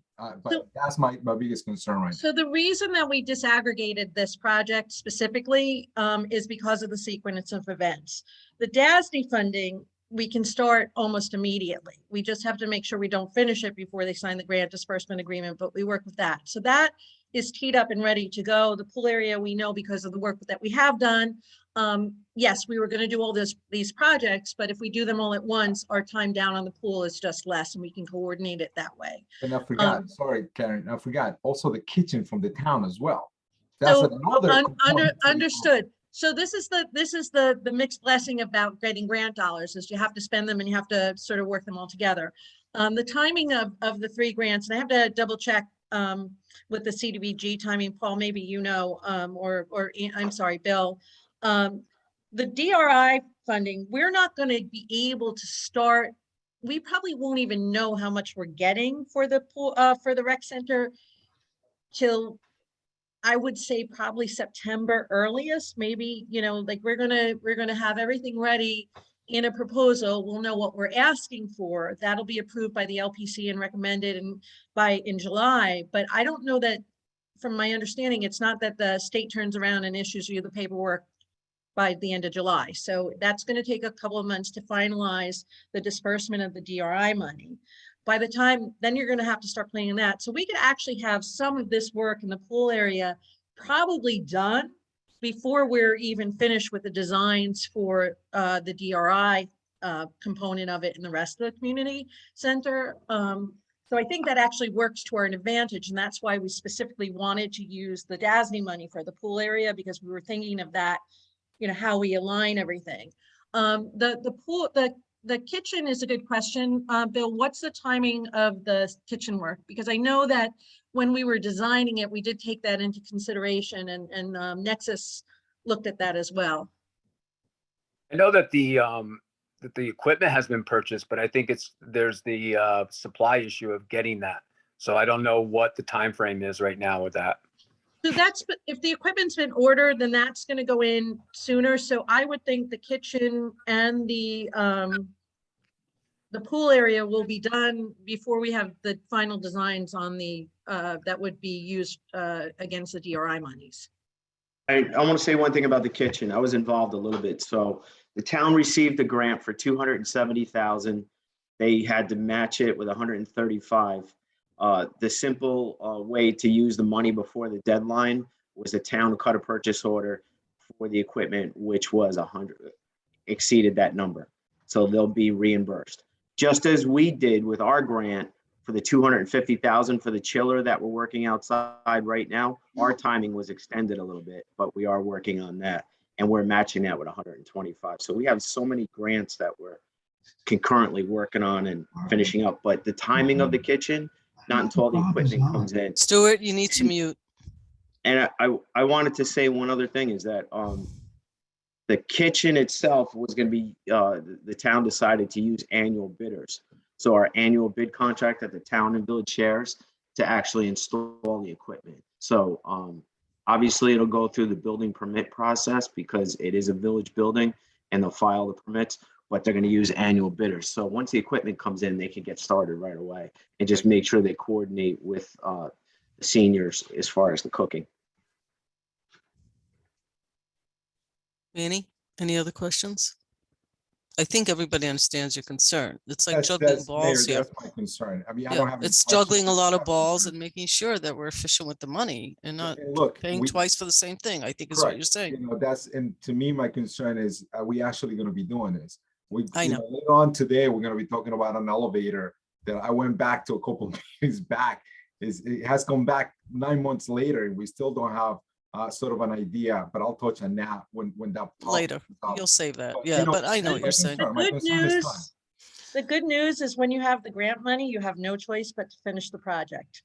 Otherwise you lose the money. So this is going forward. It's going to be done once we So- accept the grant money. So Yeah, I mean, look, the thing is that we've now applied and gotten more grants than really any other administration has ever gotten. The bad news is that they all have to be managed, and the people who give you the grants don't talk to each other. That's not their role. I very much appreciate Sandy Gale, when I spoke to her, and then I immediately called Karen and said, hey, guess what? The wonderful Sandy Galoff has found us $500,000 for the community center. She's been watching the DRI. She attended a lot. I think all the meetings, frankly, and is seeing an opportunity and is able to help us. But they become available and then the window closes. So, and they have parameters. So, you have to sort of live by others' parameters. It's not all our money. Part of it is our money and part of it isn't. And it's a good chunk of change. I got to be honest with you. 500,000 is nothing to sneeze at. The community center, the locker rooms need work. The family room is great because family rooms aren't only used by traditional families. Family rooms are also oftentimes now used by people who are transitioning, transgender folks who are not comfortable walking into male or female locker rooms. It really is a solution to so many things. So to add to Dana's commentary, it's long overdue, yay. How quickly can we get it done? And there's so many people in our community, in every community in the United States, with parents who are single parents for a whole bunch of reasons. There's so many grandparents raising grandchildren. Frankly, I feel like we should have like 2 or 3 of these things and make smaller locker rooms, frankly. That's how important they are. So I think these are all things in the right direction. Timing would be great. I would really, really like some decent communication, and not just through social, but to actually put signs up that work is being done in advance, because the pool will be out of commission. I don't know where people plan to go swimming. For those that are regular swimmers, they're not going to be happy. They'll be happy with the end result, but people need to be notified. These are all improvements, long overdue. Should be nice, big, like signs with those nice, ugly, like plywood things that I hate. But in this case, I like, so that people see with some graphics, so people understand that the village is enhancing an area that is so utilized by so many members of this community. I can't think of another place that gets more usage than that. So yay. Mary, and I agree I'm with- sorry. Yeah, and I agree. Oh, I with know you do. everything You said, my concern is, so, and I'm gonna say one more quick thing, and I'm gonna go for the next topic. Because there's so many faces on this, on the Yeah. community center itself, and one thing that I know, Mayor, is I know you brought up security many years back, and how do we make this building, the way we should be? So while we're looking at different faces, please make sure everything's coordinated. So if you bring a line over and it has to wait for the next phase to be completed, I don't want to see patchwork that happened on phase 1 that has to wait until phase 3 to be completed. And now it looks like a mismatch of a project. Right. So if we have to pull lines, if we have to do anything that has to be coordinated with different phases, I think Andy and Paul, please make sure all that stuff gets coordinated. Yeah, I would also say that I'm going through this process in my own community center. There will be many cameras. If you don't think there will be, let me tell you that there will be, because cameras, I've got them on my iPhone. I've got about 70-something cameras now on my iPhone, because you can actually remotely watch facilities on your good old-fashioned iPhone. So let us not go through this whole process and then say, oh, we need security, let's rip everything up to put cameras in. It's just another example. We should probably be getting a security grant from Homeland Security at some point for some of this stuff. The only place you can't put them is bathrooms and locker rooms, but you can on pools, on doors, and every other place, and outside. So all of this stuff, you guys, we count on you guys to think, but we would feel silly if we didn't state the obvious, right? And Manny has sat through a lot of meetings where he's now counting by decades how long he's waited for some of this stuff. We're past a decade for some of these things, but we're optimistic because now we also have the finances, we got the right people lined up, they're all sitting here in this gallery, but we also have to have a responsibility financially for everybody. So all of those things. Mr. Lopez and Dana White, any additional comments, questions, thoughts? Dana, I know you went already, but about anything that we need to discuss about this? They'll be ready Where for your would the- daughters, Omar. right, where would the swim team practice while the pool is closed?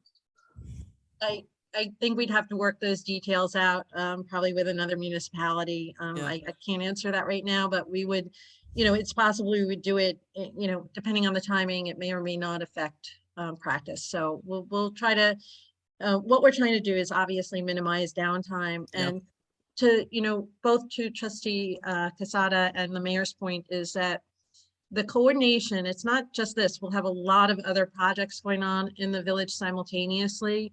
So we've already started doing a lot of work internally on setting up systems for project management and communication, making sure that all of the different departments that are working together are becoming more familiar in ways to communicate laterally across things. And there'll be very tight integration of all these projects because it's going to be a lot of moving parts. But the good news is that a lot of things that have not gotten done in a long time are going to get done. And we're really committed to making sure that it gets done as seamlessly as possible with as little downtime for our community resources as possible and as cost efficiently as possible. Trustee Lopez? Did you want to say something?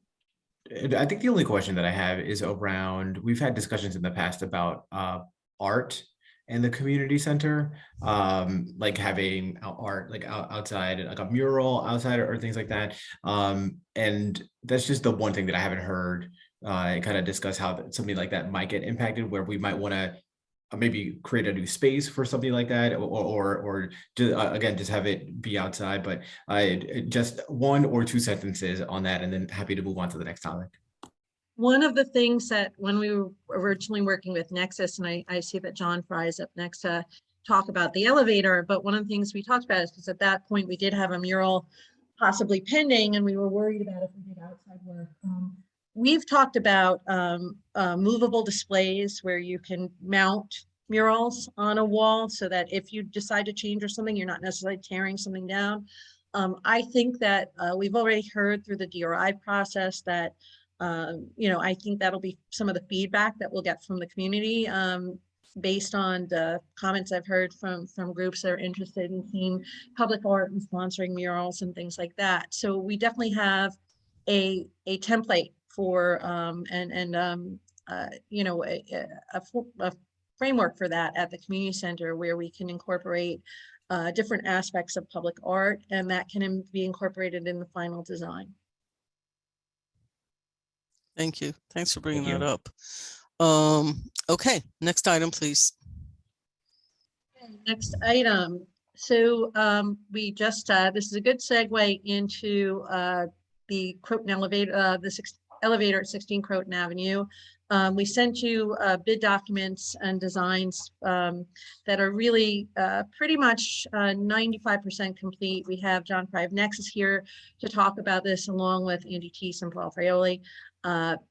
Ideally, we are, like to have approval to go ahead and have a resolution next week so that we can go to bid on the elevator and get this project also completed within Trustee Casada's tenure. Yes. God. Don't even say that jokingly. We Okay. are well on our way. So with that, I'd like to turn it over Okay. to John Fry and Andy Teese and Paul Fraioli. All right, John, let me just go over this real quick, and then Sure. you could get started. So we asked John to complete 95% design draft. So if there's any changes that we all come up with tonight before we set bid dates and we get authorization to bid, it's kind of, you guys have a little input, but everything's essentially ready to go. We made a suggestion to Nexus of a great electrical engineering firm that we've used in very complicated projects, which he hired as a sub-consultant. And John, used that information, and that's part of this. But the one thing that I talked about last meeting, my biggest concern, I want to say before you get started, and I think Trustee Fritchie asked about this too, was that we wanted to make sure we had the capacity on the electrical service and with the generator that would operate this system. And we do have that capacity. I don't want to come back to the board and be like, we need a larger electrical wire or a meter pan or whatever that is going to feed this. So John could talk about it from here, but that was the unknown last time. Okay, so the answer, I don't know what we need a lot of conversation. So the question was, do you have enough juice? The answer is yes. Correct. Okay. Any questions? Manny? I do. I have one question. I looked at the drawings. I guess that the only piece missing for me right now is the structural drawings, because we are putting a new cap. And the drawings itself, it says pretty much any tolerance, you're gonna get shop drawings. We know that, we always get shop drawings for something like this. But my biggest concern is the existing structure, where the existing structure will hold what this elevator is gonna be. And if that's the case, where are the structural drawings? Are we waiting for the shop drawings to have the structural components and that's going to be reviewed? Is that going to be part of the bid process itself? Because as we know, if we don't make reference of anything, the bids come back and then we have change orders because there was never probes done on the shaft itself. We don't know what the structure looks like on the inside. So my concern right now is the structural stability of the shaft. Yeah, that has been looked at, Manny, and I think I recall the last time we had interface, we were focusing on the hoist beam because that's the primary structural component, the stability of the shaft and the guide rails. So part of the vetting period over the past few months have been looking at those components. So all of those components are going to be reused. So there's no additional weight. There's nothing structural that needs to be added to the shaft itself. Nope. Okay. Then I have no questions. I'm just waiting to see when the elevator goes in function, so I can be maybe the second one or third to use it. Anybody else? Questions or comments? Stuart, questions, comments? You're good? I just wanted to say something again, Mayor. So the goal is to get authorization to go out to bid.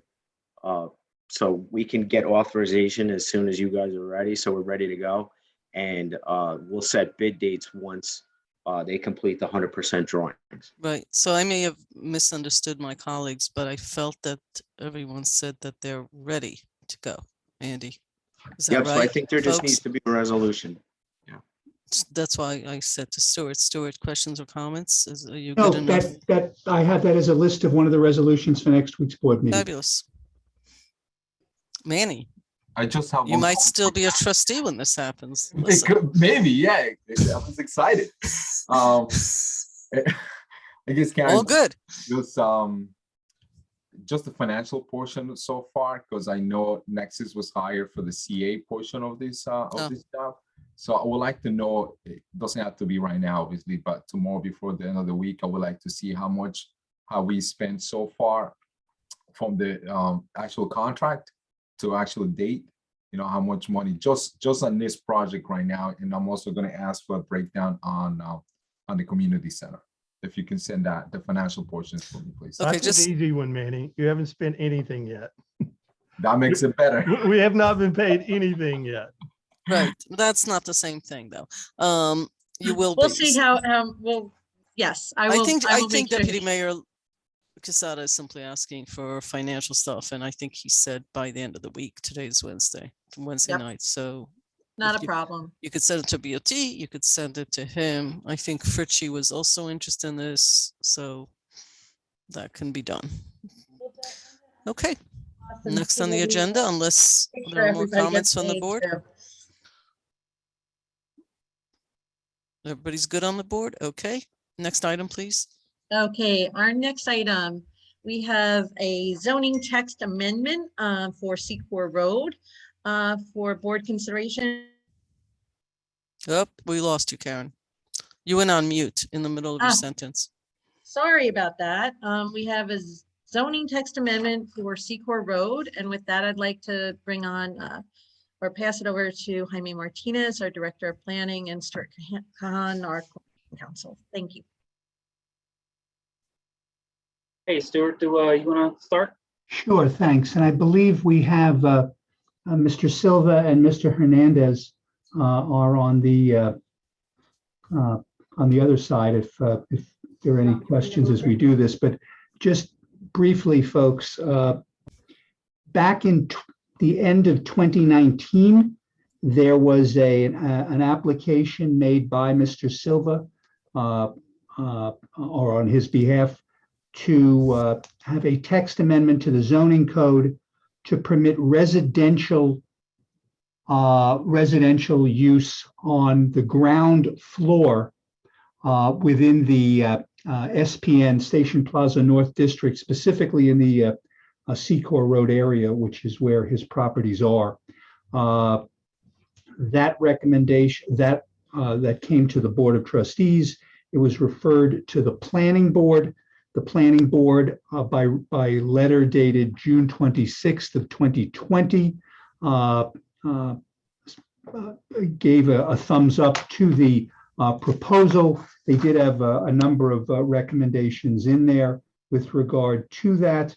One of it was that it should not extend to parcels on Barlow Lane and Main Street.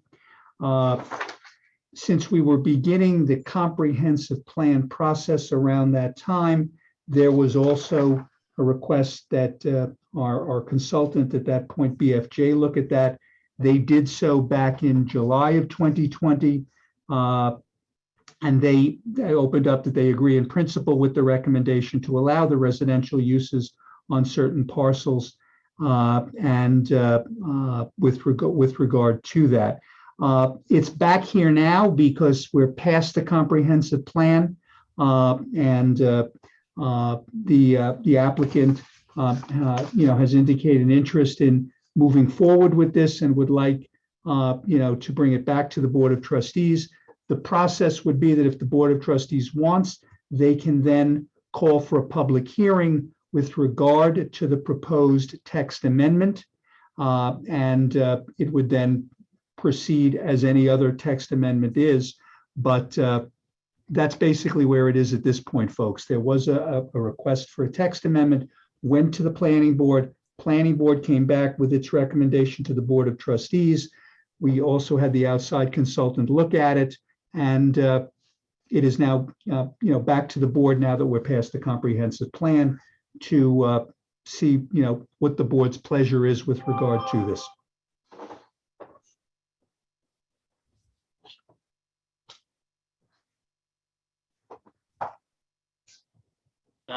There's really nothing else to add. I think Stuart kind of covered everything. So, obviously we have the feedback from the planning board and BFJ. The one caveat to all of the information that's been submitted on these reviews is that they took place some time ago. There's been some activity obviously down there in terms of development and a lot of community input since then. That input was not considered when these were taking place, right? So there, the change towards allowing residential on the first floor as a permitted use under the BFJ memo or as a conditional use under the planning board memo is something that you may want to extend not just to Seeker Road, but to Water Street as well, where currently commercial is required there as well. So.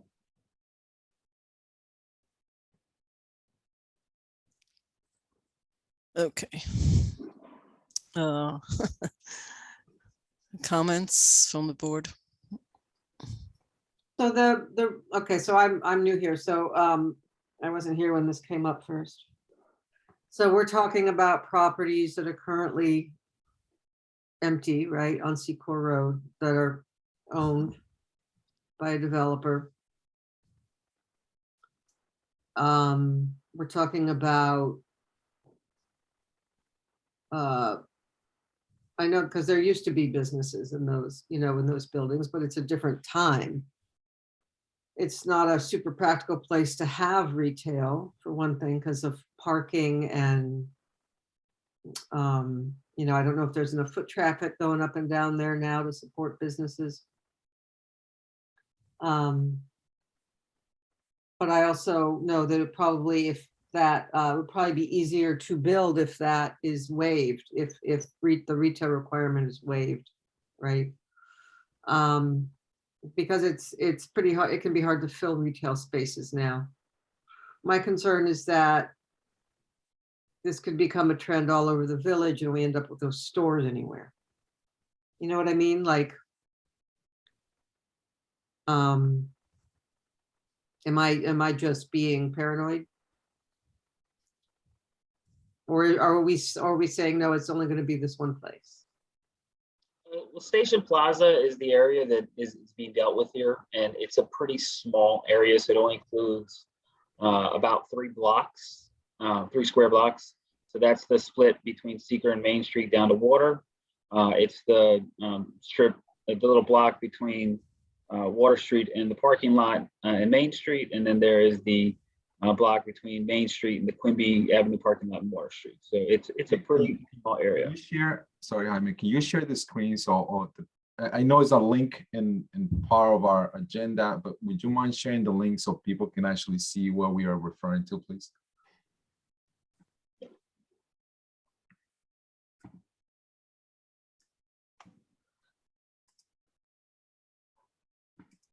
Can someone pull it up? Yeah, I was You doing got it. it? You got it there? There we go. Thank you, Jaime. It's just a letter. But that's the application. So It has He has a map in there. the address, yeah. There it is. So Nope. 2019, right? Yes, Yep. ma'am. Right there. So that's the Station Plaza area. And as it stands right now, every property is required to have retail on the first floor. So the properties that are owned by Pedro Silva are not that entire yellow area, but let me find the map that shows the specifics.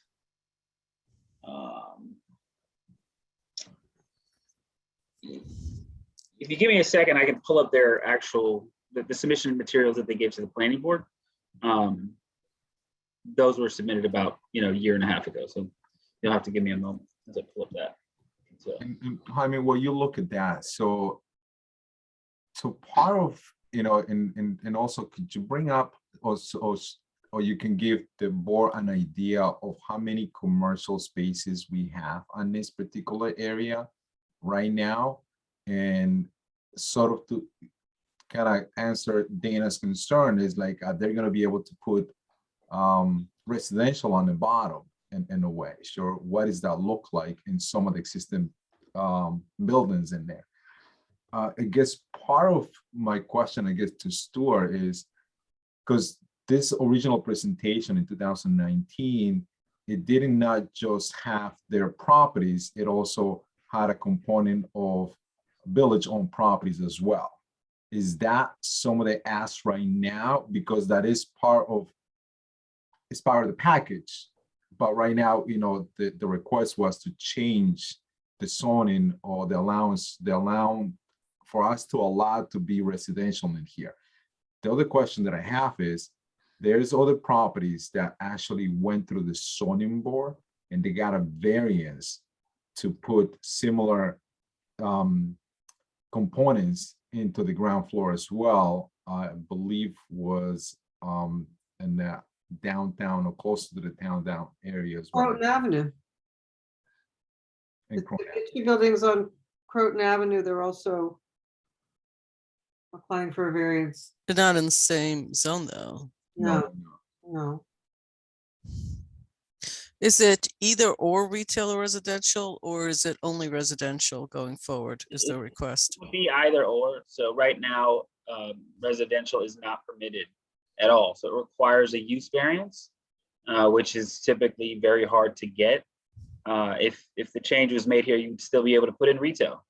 You just would also be allowed to put in residential if you wanted to. Where's all the parking coming from? Well, I think, Mayor, that's the component where village-owned properties comes. No, that was you saying it. It's not. Where is the parking for all these coming from? They're not asking for parking anymore. That was the thing that was a stumbling block 2-3 years ago. I'm not seeing a parking request here. Am I missing it? There is no parking request here, Mayor. This is a text change solely relating to permitting residential in the ground floor. Right. So once you permit the residential on the ground floor, where do people park? They park on the street, and those things that Mr. Silva owns is has parking right now. I mean, there's little entrances where one parks 2-3 vehicles, I guess. It would be up to the applicant to figure out how they're going to deal with the parking. They don't have any application so far that presents what their plan is there. They are here so they could maybe talk about that. The plan that they submitted initially had anticipated a deal where they would build a parking garage where the current village lot is. Right. obviously. Not not part of exactly, this Jaime, not project. exactly. That they would pay for lots of the spaces plus the garage, that they also had to contribute spaces on their own dime. It wasn't just taking property from the village. It was also a contribution by them. So in principle, I don't have an issue with it. And it's better than having vacant buildings on one hand. On the other hand, you get this and then you come back a year later and say, listen, you know, we are entitled to 1.5 spots in the house. And now that there are 6 units instead of 2, you know, we need parking that you guys have to give us because that's what your code says. Isn't that basically in plain English how this works? It doesn't yes, really but matter what is being said tonight and what the intentions are. If it's not an approved site plan, then the intentions don't matter. the retail would have a parking requirement too, and I believe the retail parking is the parking requirement. It's based upon square footage, Karen. Okay, so you would have a parking requirement no matter what's there. So I think it probably is would depending on the square footage of the retail might cancel itself out.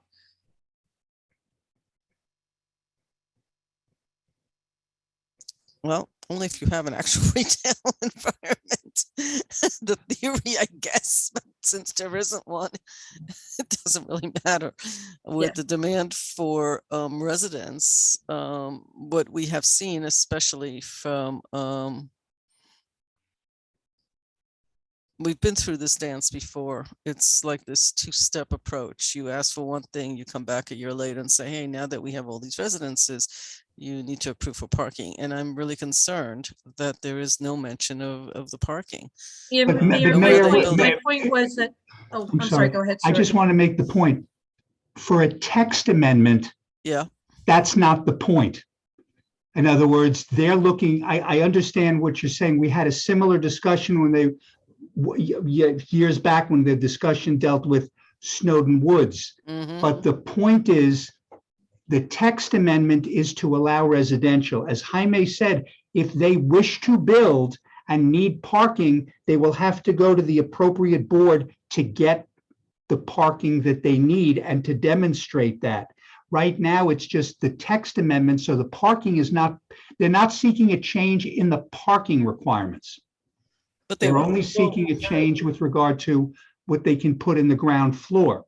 So that's why it's not, One of the recommendations from the planning board also, one of their comments is that if they want to consider a full site plan, they should consider a full site plan application dealing with issues such as parking to avoid segmentation. So if they're going to go through this zoning process, then they need to come forward with a full application and a full proposal that deals with all of these parking questions at the same time. So you're correct, Mayor, that they shouldn't be doing this now and then coming back later asking for something different. Yes, but that's exactly that's exactly what happens here. And then we have angry community members. Specifically, we have been through this dance. I only get better at my job because I've been through this dance so many times. Eventually, you learn how to dance, right? So BFJ planning is, I mean, some of this stuff is just so old that I'm always concerned about it. Okay.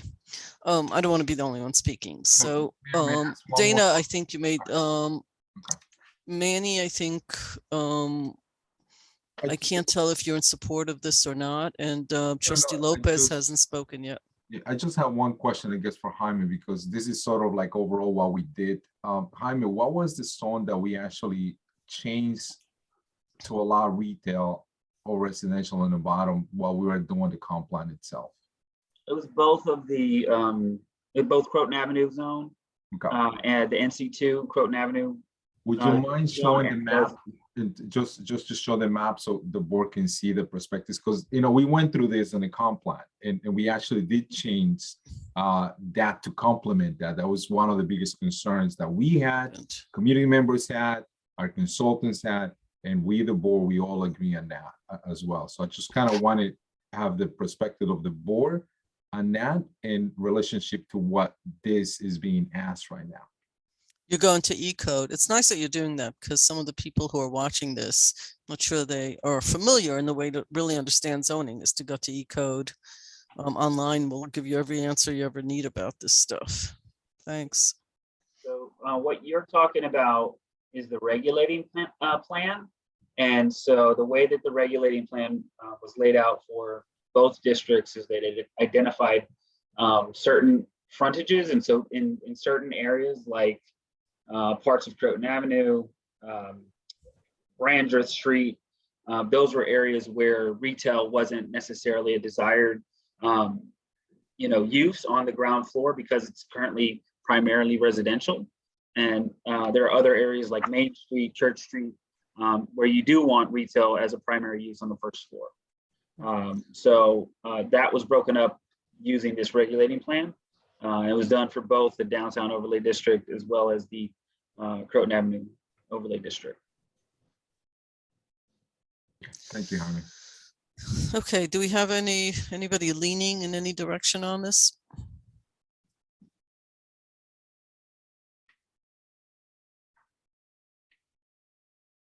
Anybody want to hear from the folks? We don't, if you don't need to, you don't need to, who are here to discuss it. They have joined us. If they want to say this is not, we're voting to whether to have a public hearing about this, not to change the text tonight, to be clear. Oh, I think we should have a public hearing, yeah. Well, we have to. Yeah. Okay, so you want to have a public hearing about this topic, Trustee Lopez? Yeah, definitely. I mean, there are a few things that get folks in our community motivated and together and moving, like land use issues, and this is no different. This is a little bit different because it's folks that are representing this specific community that we haven't heard a ton from in the past. And so I've heard all this information here. I also heard the information from the recent meeting. And so I would be comfortable moving forward with moving into a public hearing, recognizing that there's a lot of perspectives here and right. It would be worthwhile to hear more. Right. Manny? I'm in favor of moving forward with the public hearing because right. Again is we went sort of a little bit through this with the comp plan updates, but I would love to hear more of it. Yeah. Well, now it's real. Stuart, it's also a question of what goes in the text amendment, right? Because there were different recommendations. Do you have enough to work with?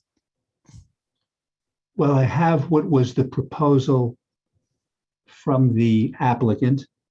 One of the issues was, should it be a conditional use or a permitted use? Mm-hmm. That's really more a question from your end. I guess, Mayor, what it can be down to is this. The text amendment can be presented to the public. If through discussions, the board thinks that, they would rather do it this way, then the public hearing can be, adjourned to another date and that it can be changed and right. we can work on it from there. But I don't have a sense from the board if they want to do it as conditional use versus. Right. And I think that's really, that's why I asked either or retail or residential. So yes, on the. I'm sorry, is it conditional or permitted? That's what he needs to know to put in the text so that when we bring it to a public hearing, people have something to discuss. It's not a theory. It's like, here's the text that's recommended. What does the public think about it? So the attorney's asking for conditional or permitted use in the language. Which do you want in there? Can somebody explain quickly to me the difference? Yes, permitted use, Trustee White, simply means, as it says, it's permitted. Conditional means it has to be granted by the planning board. Each and every property, yeah? And they or the site map. Well, it's within it's not the entire SPN district, which is also, I mean, it's a portion of the SPN, which they pulled out here. But conditional use, it's a planning board grant and they can impose, certain conditions on granting that particular use. Permitted means it's allowed in that zone. They don't have to go in front of. It's as of right. Yeah. Well, they don't have to go before the planning board with regard to having residential on the ground floor. For site plan, they'd still have to go to the Sure. planning board, but on that particular issue, they would not. They would not have to go to planning, they would not have to go to zoning on that issue. Jaime, if you could please give us an example of a conditional use that the planning board has used in the past in any project. Residential use is a conditional use, and What are the criteria that the planning board usually looks for? It's in the code. I mean, I can go through it for you. It's fairly detailed. It's very lengthy, but there's a whole factor test that they go through to determine if there's conditional uses. Hang on one sec. Thank you, Stuart. No, just give me one, I guess, just to for the public and for us to understand that a little bit better, that it's not just an opinion of the board, the planning board is actually a sequence of events that have to happen, and they have to kind of have those. Well, there are 7 objectives that are listed in the code. They include that the proposed structures shall be readily accessible for fire, ambulance, and police, that the proposed use shall be of such location, size, and character that it will be in harmony with the orderly development of the district in which it is situated, that the use will be consistent with the requirements of the zoning code, village code, and the comprehensive plan, that the proposed use will not overload any public water, drainage, or sewer system, that the proposed use will not result in excessive off-premises noise, dust, odors, solid waste, or glare, that the use will be suitable for the property on which it is proposed, and that in addition to the above, in the case of any use located in or directly adjacent to a residence district, that it will not essentially will provide, that the intensity and nature of the operations will not impact pedestrian and vehicular traffic negatively. The location and height of buildings has to be taken into account, and the property is adequately sized and suitably configured to be screened in connection with the nearby residential district. So this is in section 270-51 of the code, which specifically deals with what has to be considered for a conditional use. Thank you, Stuart. Sure. Okay, so again, Stuart needs to know conditional, right? Those are the 2 key words that people can at least discuss. We can change it, but we got to put something in. So What is for the me, preference? For me right now, Mayor, will be the conditional use. Conditional. Okay, anybody object to that? So I just want to move. I agree with them. Anybody else? Fine. Any issues? Omar? Oh, Omar left for a minute. Yeah, I agree. So we have 3 votes. Okay. That's majority. So, and if the public hearing says absolutely not, it's the other way. I mean, it's a tricky area. It's a highly traveled area. If you go residential, it splits the 2 commercial sectors, which is why people hesitate to do it. It's a really steep hill on both sides, the up and the down. Big commuter corridor. We're going to be doing the 109 units down the road. It's waterfront. It is an area being developed. There are a lot of events. I mean, it's a traveled area, right? There's a lot of through traffic getting in and out on one hand. On the other hand, we're investing in that area, and a lot of those properties have been vacant for many years at this point. So it's good that something happens there. So, we'll hear from the public and see what the thoughts are. And we already went through the comprehensive plan. We heard the public's thoughts at that time, and now we will hear direct thoughts on it. Anything else? We have a hand up. I don't know.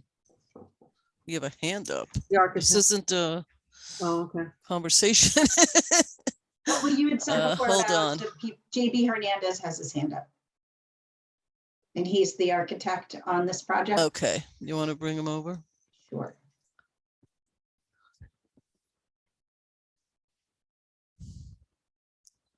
It takes a moment. Yep. There he is. It's coming.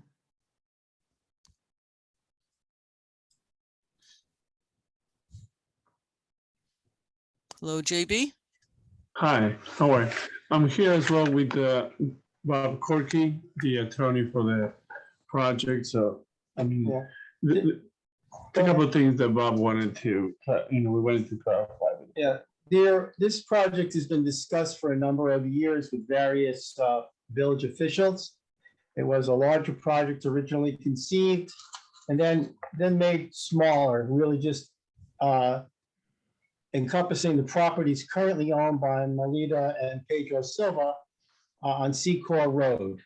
The properties have been vacant for many years. I guess most people know that. And they were purchased for the purpose of trying to develop and enhance the downtown area where the Silvas have been involved for many years. As a practical matter, we looked at this process, this property, and as you mentioned, it's severely sloped, very difficult for exit and entrance for a business. We looked at what would be the better use for it, in our opinion. And I think the consultants that the village had retained in 2019, 2020 agreed with us that having some additional residential there would actually enhance commercial. I'm not aware, I've lived in Austin for 40 years, of any businesses in that area, unless it was something that was really in someone's apartment, but those buildings are residential, as are most of the buildings in that area. The requirement of commercial actually is to change to the historic use of those properties. They've always been residential. We think that putting in some housing there that adds to the view of the area, the use of the area, will enhance the potential commercial development down there, just make it a nicer environment. I think that was what the point of the consultants were.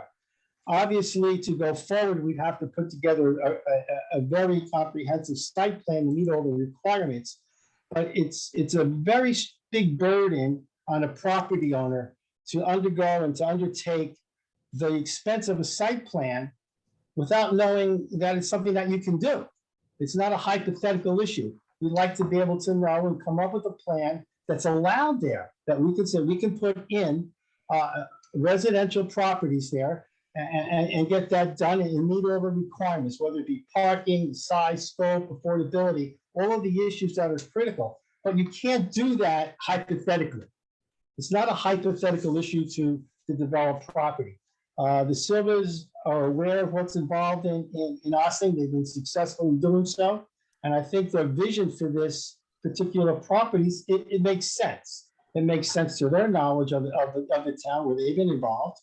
And it also makes sense, I think, with all the plans that I've seen that Austin has had. We're looking to develop that whole corridor and to bring in sustainable housing in that area, not to eliminate any housing. It's not, no one's losing a home by this. We're actually going to be enhancing and adding to the housing stock in that area with some new attractive housing. And Mr. Hernandez's track record in that regard is good as well. But to proceed, we really do need to know where we're going with this. And to know that a concept of residential that meets all the requirements, that is not forcing parking down anyone's throat, that accommodates all the needs, then we know where we're going and we can plan that way and develop that way. To go that way and then to find out, well, it's not going to be allowed, is it really a big burden on any developer? And I think these folks have been particularly patient. You know, this was done in 2019. I understand there's always a lot of things going on, but they've been patient and consistent and trying to go forward with a reasonable approach. Nothing extravagant, nothing crazy, but a reasonable approach to coming up with housing and the use of property that I think enhances that strip. Going down that road right now is not pretty. I think the housing that will go there, if we're allowed to go forward, will enhance the ride. We say, oh, it's really nice here. It's not a mess. And that whole area needs a lot of attention. And I think this is a wonderful first step in doing that. And we really do need the support of the village to go forward.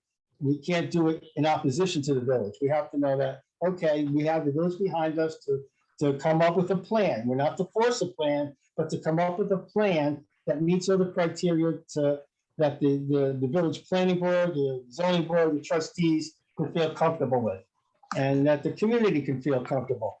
And I think that this particular developer has that track record and really needs this opportunity to go forward. And thank you. Thanks. Just to be clear, nobody held up the development. It was the original request by the JB presented was in the opinion of, and I was on the board at that time, so was Manny, was really lots, really big. And so the village, whatever the village is referring to, has never been not supportive. It was just too big of a play for that topography in that area. So I just want to correct some of the lexicon. The village board of trustees leaves it to the land use boards to make all those decisions. The discussion at hand is not the support or non-support, but a request to look at a text change that would allow that whole environment to be residential versus, and that's really what's on the table. The assumption being that if that's what you think is the best use and the community thinks is the best use, that'll be great. And that's what the public meetings are for. Just so the public understand, the Board of Trustees does not guarantee developers one way or the other. That is not our role. We don't sit there in advance of anything and say, yeah, we support you and you have our buy-in, because we're not supposed to do that. So I just want to make sure that the language being used is accurate. So if you're hearing some laughter in the background, I don't know if you can, I have some people out in my living room. Sorry, that is the downside of the virtual meetings. Anybody else? And I do appreciate you guys. JB comes to lots of planning and zoning meetings. Everybody's familiar with them. So I'll mute momentarily and shut the door to my office. Anybody else? Mayor, I just had one point of note. Sure. That in order for this text change to be adopted, it has to go through a seeker review process. So there is a public hearing on seeker as well as a public hearing on the text change itself. That seeker process requires that an environmental assessment form be prepared. That environmental assessment form needs to look at not just the zoning text change in isolation, but also has to consider any potential development that would result as a part of that. This development has been pretty well defined and would need to be considered to avoid segmentation. So you cannot go through the seeker process and complete it without considering this application as it's been proposed so far.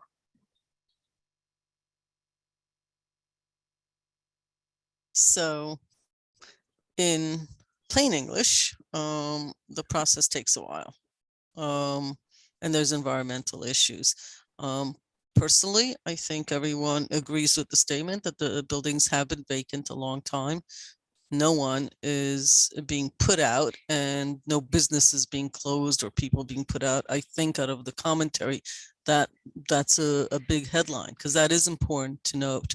So I appreciate JB and attorney. I'm sorry, I didn't write your name down when you were introduced, so I apologize. Is a very strong point. So we appreciate you bringing that to light as well.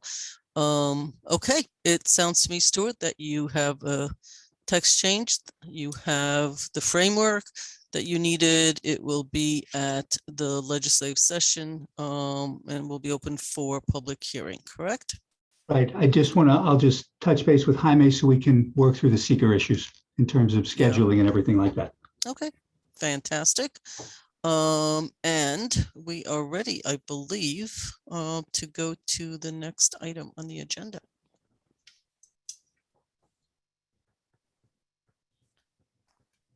Next on the agenda, we have an update on conditions of our road and upcoming paving projects with our Director of Public Works, Village Engineer Paul Fraioli.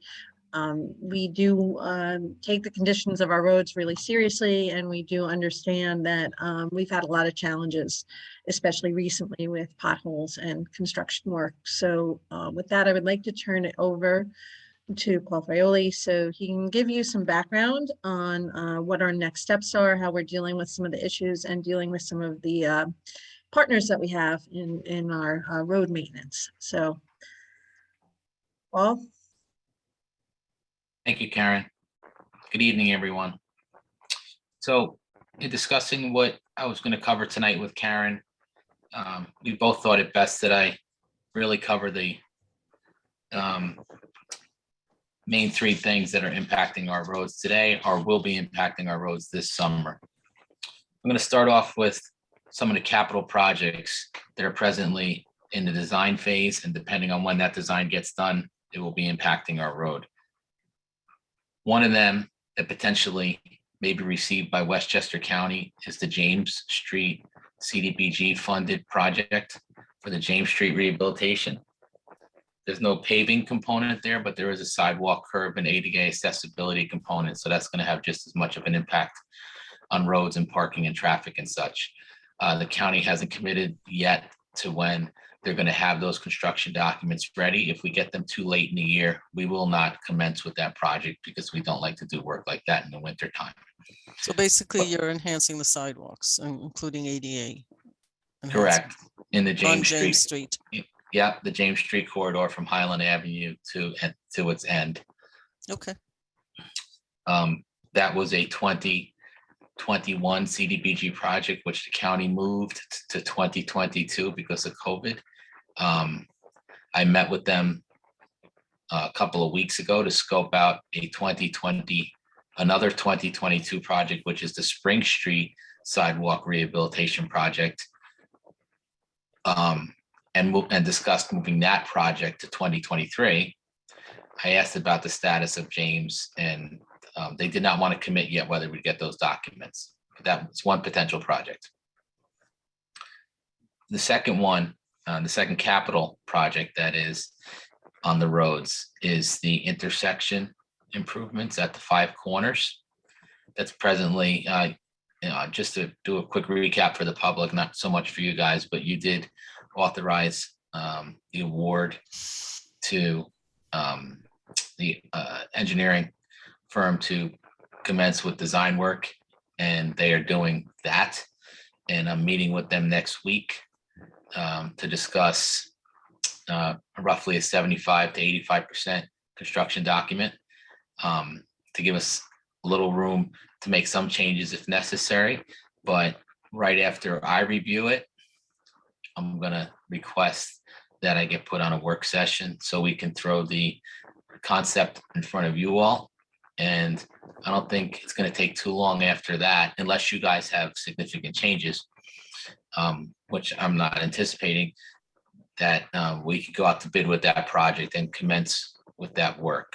You think that you can commence work on the 5 corners in this year, in the summer? Yes, that's certainly the goal. And Okay. what we did with the treasurer and the manager's office was, because that request came after the capital budget was discussed and we had a certain allotment of money for paving and road work. We did not create another borrow or an additional borrow. We committed it's approximately $1 million in the road improvement line right now between last year's carryover and 2022 budget for capital. So we committed that money to the intersection improvement line. The further they get along with the design, the more it's looking that we're not going to spend that much on the intersection to do what we want to do. So we are going to start maybe picking away a little bit at that right after we put it out to bid and get the bid award to do some additional paving in the village. We have done some paving, or I'm going to use that as a segue. We have done some pavement already in the village this year off of open POs and stuff that was funded from last year. We completed Americo Circle, Marble Place, and the Marble Place extension a couple of weeks ago. If anybody's noticed that when they drive down Dale Avenue. And with the money that's left in that PO and a couple of other carryover POs from 20 and 21, we hope to commence with work on Revolutionary Road down towards Chemis. That's in Scarborough Circle. Those are areas that we didn't continue with intent because we knew that the county was going to go do some digging around there in the last couple of years for their pump station work. So we stayed away from that area because we knew we'd be getting upset anyway. But we're looking to finish that this year. If there's any additional monies after the award of the intersection improvements in that line, we'd like to go into Cedar Place after that. That's right off of Highland Avenue. It's a dead end, but it's definitely in need of milling and paving operation. After that, the majority of paving that you're going to see is going to be primarily with Con Ed restoration work. Now, Con Edison, as you know, has had some presence in this village in the last 4 or 5 years. They started off under the auspice of storm hardening because they received a lot of federal money for that. And they did do a lot of pole rehabilitation, which is a good thing because that, really does support their system that's above ground a little better than some of the older poles. And when they're doing it, they're trying to pull them out of the sidewalks, which is good. But that causes a lot of restoration work, and there's a lot of sidewalk repairs that remain to be done by Con Edison, in addition to a lot of road work that remains to be done by them. I've had extensive conversations, not only with our liaison, but with the restoration contractor for Con Edison, who's worked here before, and he still holds the contract for this area, with the people in charge of restoration within Con Edison, and then the people in the field. And it's Con Edison's a big operation, and quite frankly, big operations sometimes become a little bureaucratic, and it's tough keeping all the pieces together and getting the same answer from the same divisions, but we're doing our best. We're navigating through Con Ed. I received an email as late as 5 p.m. this evening from one of the reps there, who's actually a local Austin resident. So, he definitely has an interest in them doing the right thing. And he tells me that, unfortunately, a lot of the work that they've done on Highland Avenue, which is a big source of complaints and a big source of potholes on Route 9, and Dale Avenue, which is another big source of complaints and a big source of potholes, are both on state roads, but that's where majority of our calls come in, and the areas around Dale Avenue and the tributary roads. That work's ongoing, and they anticipate it going through the entire summer. And they still have to do tie-ins.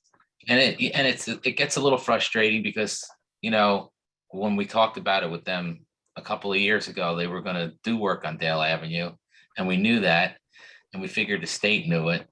But then that work, it kind of grew, the scope grew into Glen and Lower Linden, and they tied it into Pine off of Narragansett and Dale. And if you didn't know what I did there, those 4 roads that I just referenced were roads that Con Ed said they were not going to touch 4 years ago, and that's why we paved them. So that's all brand new paving they're digging through, and it's very frustrating for us. And the only recourse we really have, and I've been through this, and Austin is not alone in this struggle. The recourse that we have is we've kind of fortified the permits that we give them to include full road width restoration. I've petitioned my counterparts in the state to do the same thing. That's not as easy to get them to do. The state is also a large entity, so saying something like changing requirements on a permit isn't that easy to do. But because it's a local road, it's a state road within a municipality, I'm trying to default to our stricter restoration, and I'm making some headway there. So, I want to end on a positive note and say that, particularly in those main corridors like Upper Croton, all of Highland Avenue, South Highland's really bad, but a lot of it is due to Con Ed temporary restoration that's in place. because those aren't the permanent patches in the road, and they're just they're not pleasurable to drive over. Dale Avenue is, and some of the tributary roads there is a minefield. And we call the state to ask them to come fill in the other potholes that are not relative to the Con Ed work. And we do that literally daily. And we stay on top of them too. So, you know, the residents' frustration and complaints are in large part our frustration and complaints. The plants did just open a couple of weeks ago, and our crews were out there on, you know, on day one. And I don't know if you see it on some of the village roads where there is no Con Ed work going on or any other utility work, but we are doing pothole repair and patch restoration, and get the roads drivable. And then we continue to do our paving program to make them perfect. And we try to do it in concert with Con Ed's anticipated subsurface work as best as we can, but sometimes that doesn't always work out. So I hear the frustration. I'm going to do this in plain English because I've been up since 5:30 this morning working. I've totally lost my patience, not with you, Paul, but so people understand, because it's number one complaint I now get. I used to get complaints about taxes. This is now becoming so frustrating. We don't own all the roads in the village. We are a village. We're not as big as we sometimes think we are. Many of our roads, the ones already described by Paul Faioli, are actually state and county roads. They're not our property. They go through our village. They're not ours. They have to be fixed by others. There's a line to be fixed in our municipality, everywhere else. In our municipality, I guess the good news is Con Ed is doing a lot of work. The bad news is they're not the best communicators. The worse than that is, shall I say, they're as close to a monopoly as it gets. We have very little control, and we can't just go and fill up all the potholes on the work they do. They're not actually our roads. And even if we did, what good would it do? They're just tearing them up again. And it is an ongoing problem. So what can people do? Well, Paul is doing his job and doing the best he can to push his liaisons. You all who are listening to this have state representatives. This is state roads, not village roads. Village, you can write to your mayor. State roads should go to Senator Elijah Reichlin Melnick and to Assemblywoman Sandy Galoff. County roads complaints can go to your county executive. Those are your representatives. And you should send them lots of letters as often as you wish. I like all these people. They're terrific. But, you know, like our cars are important to us and we're driving in, what did you say, a minefield? I went down Dale Road actually this weekend, more than once. It's hard. You can't even get around it, even if you tried. And we're caught in a really bad place. Trustee Lopez a year ago, and I think Manny Casada a number of years ago, were asking whether we can change local laws so that we can prevent some of this, or when they do the enhancements, when they're done, can they make sure that they don't just fill in the holes they made, but actually the entire street that they covered? Do other municipalities do that? We have to go back to see if there's any legislation at the local level. But again, we don't own these roads. It's the equivalent of any one of you going over to your neighbor's house, even with good intentions, and doing work on their property because you don't like something on it or something is bothersome to you. You can't actually go on other people's property. Same thing. We can't manage this better than we are, and it's problematic. I guess when they're done, it'll be great. Like when they finished all the poles, that was a good thing. And I guess when they're all done, it'll be a good thing. But you do need to contact your state representatives as much as you want to see if they can help us. We have contacted them, but you know, you vote, so you should be contacting them. Also, for those of you that are Con Ed customers, feel free to call them many times an hour. Because you're a customer of theirs, and when we speak to them, we're one of many municipalities. And by the way, a lot of this road work, I drive through White Plains every day. Same thing. You know, it's just that some of the cities have larger infrastructure. There are multiple roads you can go on to get to where you want to. A smaller village like ours, 3.2 square miles, it's sometimes hard to avoid the areas. You have to take the one street available to you. It's the only way you can get home. So it's more of a challenge. And in the evenings, it's even more of a challenge. So, because you can't see some of the potholes. So we're doing what we can. I did ask the village manager to have somebody come in because we are doing work on the things that we own, as you heard, as much as we can. Somebody had asked me if it's, you know, why don't we give more money? We've budgeted more money than we were asked for. This board budgeted more than we were asked for, and we don't say that very often, to get sidewalks and roads fixed, paved, etc. The money isn't the issue in this case. And I also suggest that for those of you who are Con Ed, feel free to write and complain to them and call them, because to me, it's really a quality of life.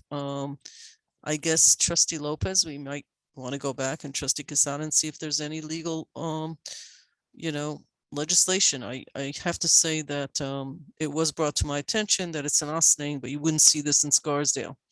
Actually, you do. Where Con Ed is working in other municipalities, I would not say it's a heck of a lot better, to be honest with you. I just think somebody needs to take over. You want to write your governor, write your governor. You know, that's what I would be doing and plan to do. So, May I chime in, that's where we Mayor? are. Yes, please. You hear my frustration in my voice. Yeah.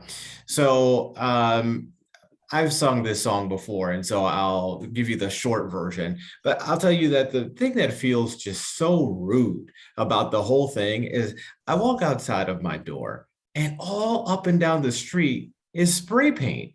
They're just spray painting lines all over the place. It just feels rude.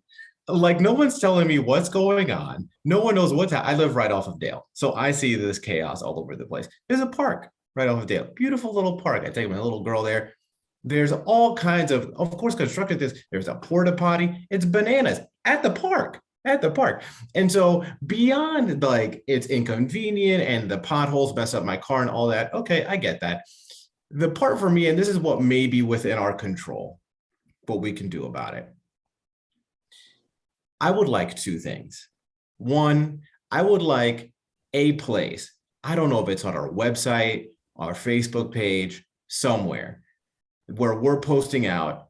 Do you have complaints about Con Ed? Here's what to do. Here's the phone number to call. Here's the email to send. Here's the address. Here, contact your state representatives. Here's their information, and here's what you can say because here's what they control. Some information, because for the most part, when people complain, we're starting from zero all the time. And so if we could just have a place where there's information about the number one complaint that we're getting, where I can direct people so that they can not have to then spend their time researching where to get this information, that would be super helpful. And then number two, whatever information we may have, and it may just be like this information that you heard, Paul, like they're going to be on Dale all summer long. Like my heart broke hearing you say that, but at least now I know, because when I stop and I ask the workers there, they don't know. They're like, I don't know. They told me to show up. I'm showing up. I don't know. They don't know. And so nobody knows. So if somebody knows anything, I would like part two of that page. Part one is here's where you can advocate. Here's all the contact information, etc. Part two is here's what we know, subject to change. Of course, these things change. But if we know some things, if they're telling us some things, I would like to put it out there, because otherwise it just looks like we don't care. We just sit on our hands and it's like they just do it to us. And at the very least, I would like people to know we're trying our best to empower people to be able to advocate. So it's not just the 9 of us that are here. And then also give as much information as we have, which may be very, very little, but it is what it is. Yeah, so thank you for that. We had discussed that too when we talked about it last. A few years back, I mean, this is not a new thing for Con Ed. So a few years back, we started putting on the, and maybe this is a little antiquated as far as social media outreach, so I apologize for that. But we do have on the village webpage on the DPW section, the contacts for the state of New York and Con Edison. And we do call it out when they are working in the area. As far as listing specifics and committing to dates, with Con Edison.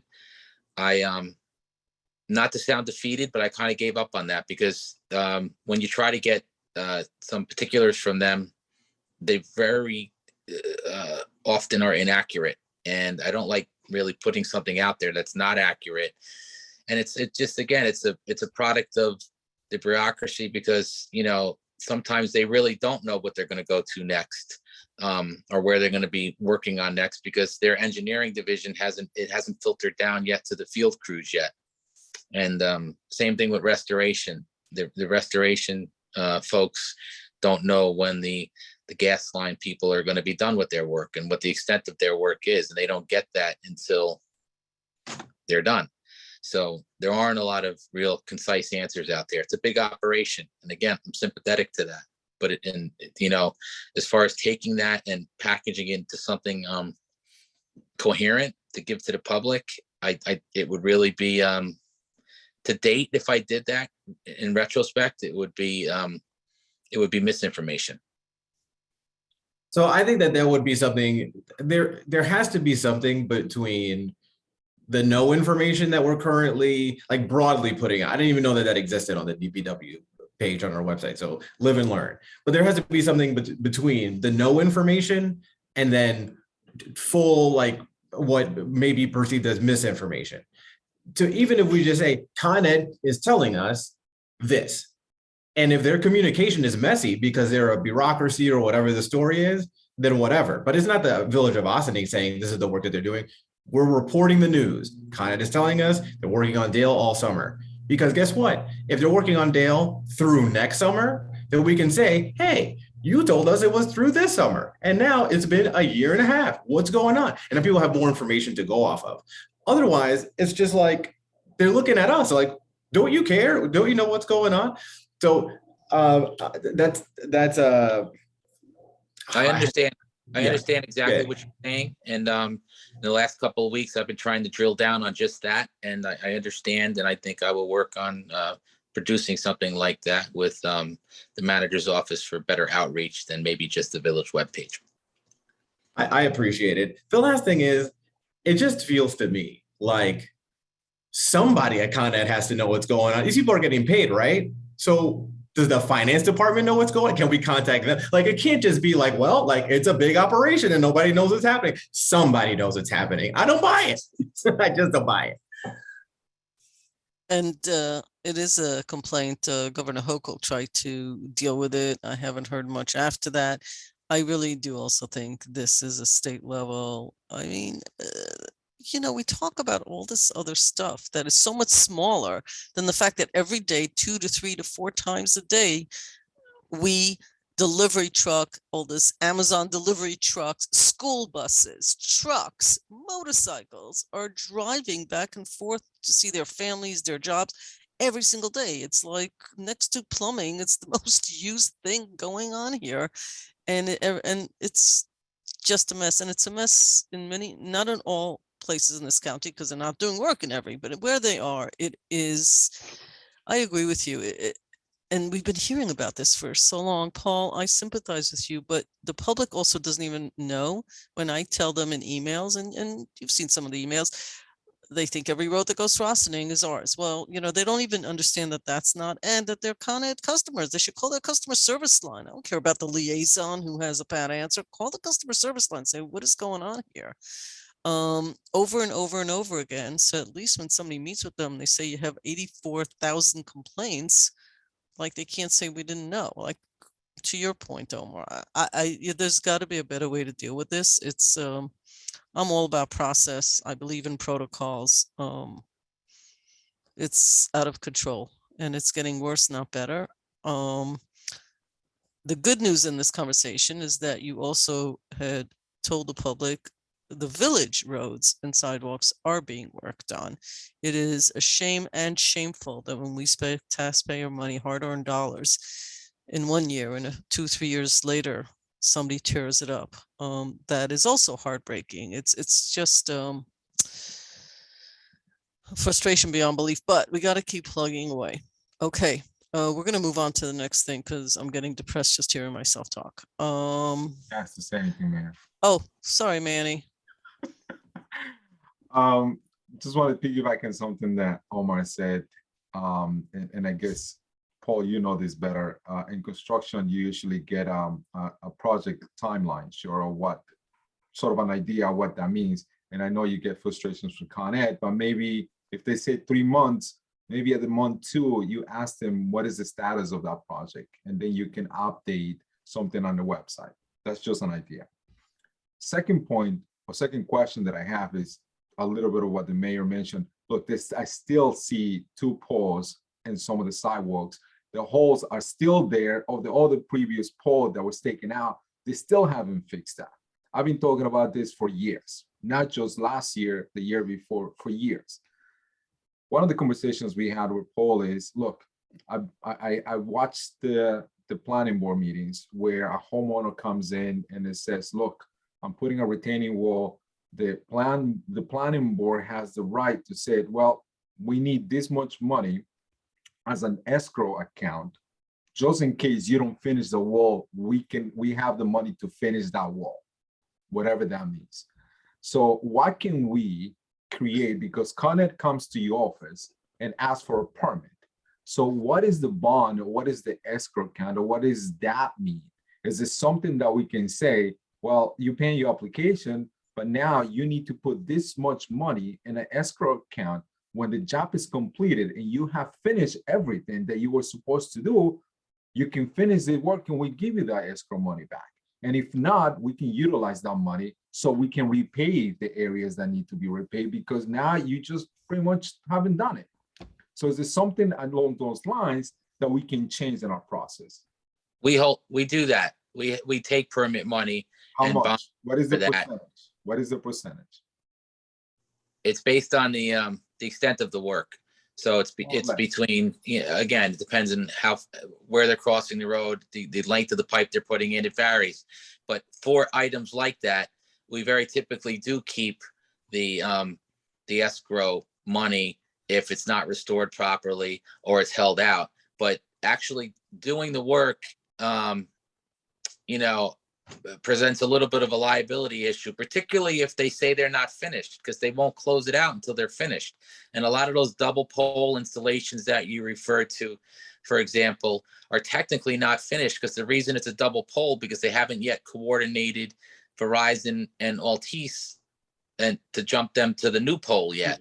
What happens to the holes though? The ones that already took out, and now it's I get it. But one thing Con Ed does not do, they do not send their restoration crews into the village until they close the PO. So right, and they don't. So and let they me won't ask you this, because that's the frustration that I have. Sure, every time you walk through the sidewalks, we know there's a hole, but when something happens to one of our residents, who's responsible for that?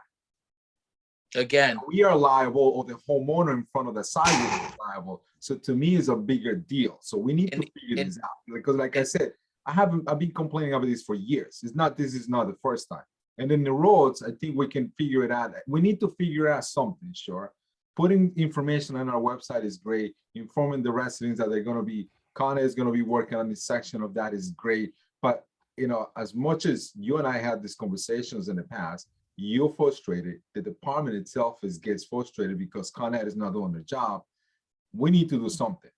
What can we do to help you to get Con Ed to do something? You don't have to answer that now, but we need to figure that out.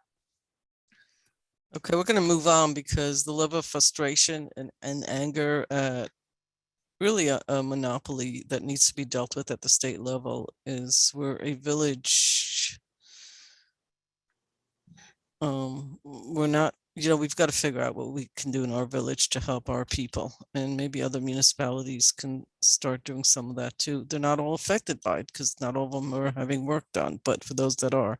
Karen, what's next on the agenda?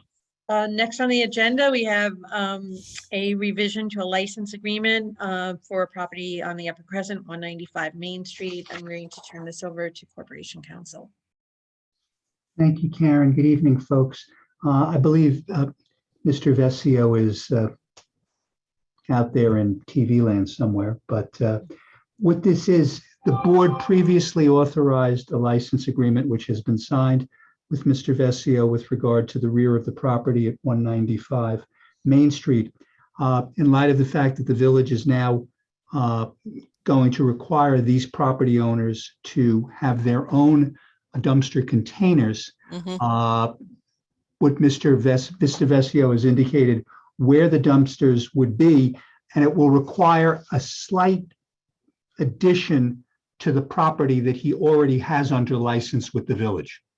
And so what this would be is it would just be a revision to the license agreement to reflect this slight additional area, which is within the same tax lot, but just so that he can do that for the placement of the recycle areas that are now going to be required by the village. And this just relates to 195. Paul has been doing great work with regard to the other properties that will ultimately be coming before you for license agreements. But since we already have a license agreement in place for this location, this is just to advise the board that we'll be coming here to just revise that agreement to include a small additional piece of area so that the containers can be properly placed and located. I forgot which one is 195. What does that look like behind it? It has in back, it has a loading dock. It has a concrete wall area in it, and there are paved areas on either side. I don't know if Jamie or Maddie could bring up, we have the license area revised picture from April 22 of 2022, which is one of the attachments. And if that comes up, that can at least give the board an idea of what we're talking about. Thank you, Maddie. Beat you to it, James. Mayor, with the area in red, which is sort of at the upper left hand, that's the additional area. The crosshatch area, that's where all the containers will be located. But it's the red area that's going to be added. That was not part of the original agreement. Is that up for Steve? You're on, right? Is Steve on? I don't know if he's been brought over. We can bring Mr. Vesio over. I am. It's just taking a moment. Okay, he's here. Hey, everybody. Hi. Is your property up for sale? Is there a for sale sign in the back of that building? For rent. It is? For rent. Rent. It's for rent. And you need that area for dumpsters, not towards the back where the other dumpsters are. Is that what's happening here? Aren't there a bunch of dumpsters towards the back? Mayor, all of the dumpsters, the village dumpster program is going to, we're not doing that anymore. So the businesses, we're working with the businesses so they can have private dumpster service, but it does require some use of village property to position everything so that the pickups will be facilitated. So this is really part of that effort, specific to Mr. Vesio's property, but we'll be working with other properties in this area on the Upper Crescent to probably come back with similar license agreements just to make sure everything is placed in a place where it is easily accessed by the trucks and it creates less of a hazard than it does now. Okay, so I guess the reason, let me share my concern. Taking on more village space for private building. I understand why in this particular case. So Steve, this isn't just for you. And in 6 months, I don't see the garbage dumpsters, but now I see cars parked because we've given more space to people, because there's also cars always parked back there that aren't, and I'm not saying it's your fault, Steve, but there are cars, some of your neighbors, etc.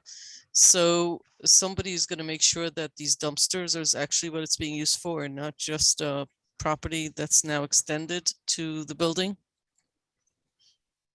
So that's the exclusive use of that? Correct, Mayor.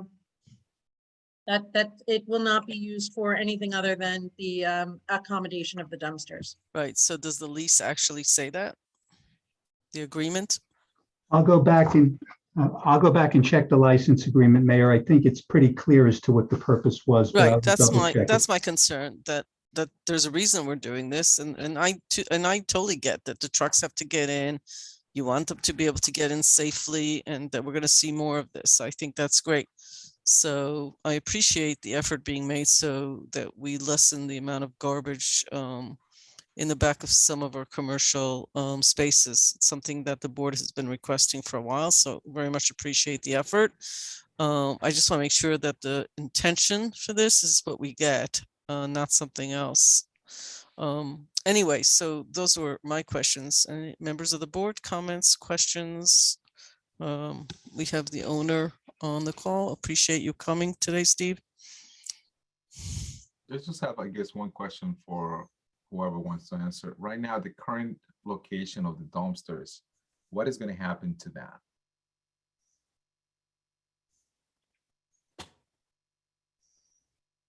So Paul, do you want to talk a little bit about the new plan? Yeah, essentially, like Stuart referenced, many of the Upper Crescent buildings that are presently using that consortium, if you will, of dumpsters are going to go on to private dumpster services and be assigned a specific area directly behind their real property and have a similar license agreement. Some won't require it because some do have property that is private that would be able to hold a dumpster. But we're still defining that. When we get all that established over the next few months, at that point, we will remove the group of dumpsters where they're taking their waste now, that it abuts the old Croton Aqueduct Trail, and clean up that area. With regard to the parking cars, Mayor, there's never really parking allowed back there. But one thing that we're gonna see through when we have everybody's dumpsters assigned to their specific locations is we're going to clean that area, and then the area that if I can just reference where you leave the existing parking lot and you go back into the rear area, right where that loading dock starts, is all going to be cleaned up and signed accordingly to reinforce the no parking restriction back there. So when these private container companies do come to pick up the dumpsters, they can do that unabated. And you know, as far as, you know, temporary deliveries coming in the back, that happens a lot too. But as long as it's a delivery and it's not a parked car that's left unattended, I don't think that's really going to be too much of an issue.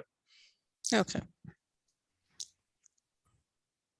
I'll just have to take the spray can from whoever keeps painting those lines to pretend it's parking back there. And the dozen cars that park there, I have, you know, I mean, we all live in this community. We all know what's going on.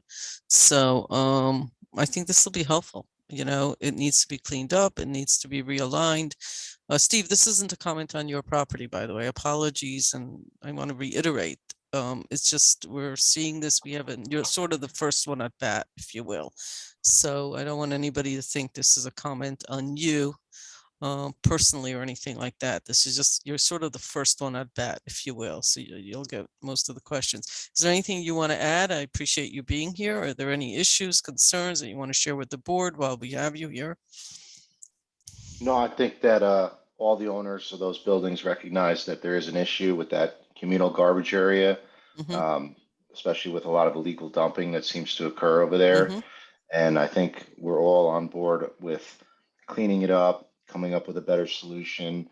It's just, you know, I commend Paul. It's not an easy task to get this one done. And, you know, I'm sure we'll get to a good result. Great.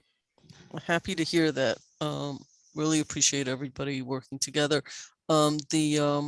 Anybody on the board, comments, questions? I heard from Manny, Dana, Omar, anything else? All good on my end. Great. We're being asked today for Stuart for what? Mayor, there'll be a resolution next week authorizing the manager to sign a revised license agreement. Great. Thank you. Thank you. Thank you very much, all. Karen? Next item. Our next item is Hudson Valley Books for Humanity Cabaret license. Thank you, Karen. Yes, this is Hudson Valley Books for Humanity. They are looking for a cabaret license. Their cabaret is one that would only be serving soft drinks, so it's at a lower fee. And brand new business. It has passed all the inspections. Fire department said it's fine. When I communicated with Amy Hall, who I did invite to tonight's meeting, but was unable to be here because they have an author actually at the Right. bookstore tonight. She was unaware that when her starting time is earlier than we permit under our code. She has some days starting as early as 10 a.m. and other days at 11. She wrote back to me and said, obviously, she will comply with whatever the board wants her to do. The time she has are, let's assume noon as a start time, either 6 p.m. or 7 p.m. Wednesday through Sunday.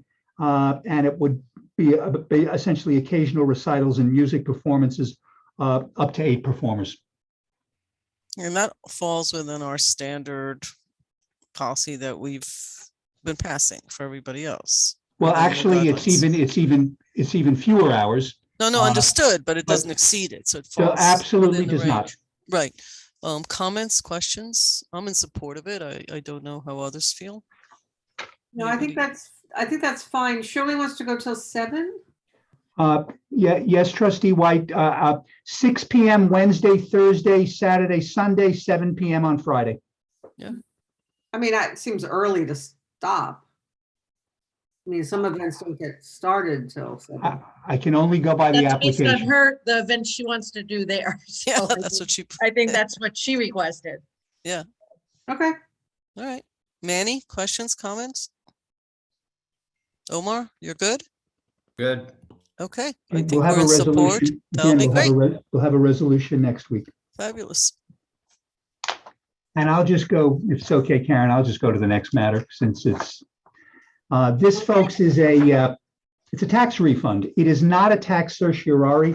The resident here of 16 Rockledge Avenue had applied for a refund to the county and actually to the state for a Cold War veterans tax exemption, which he didn't realize he was allowed to get. And he had his military papers.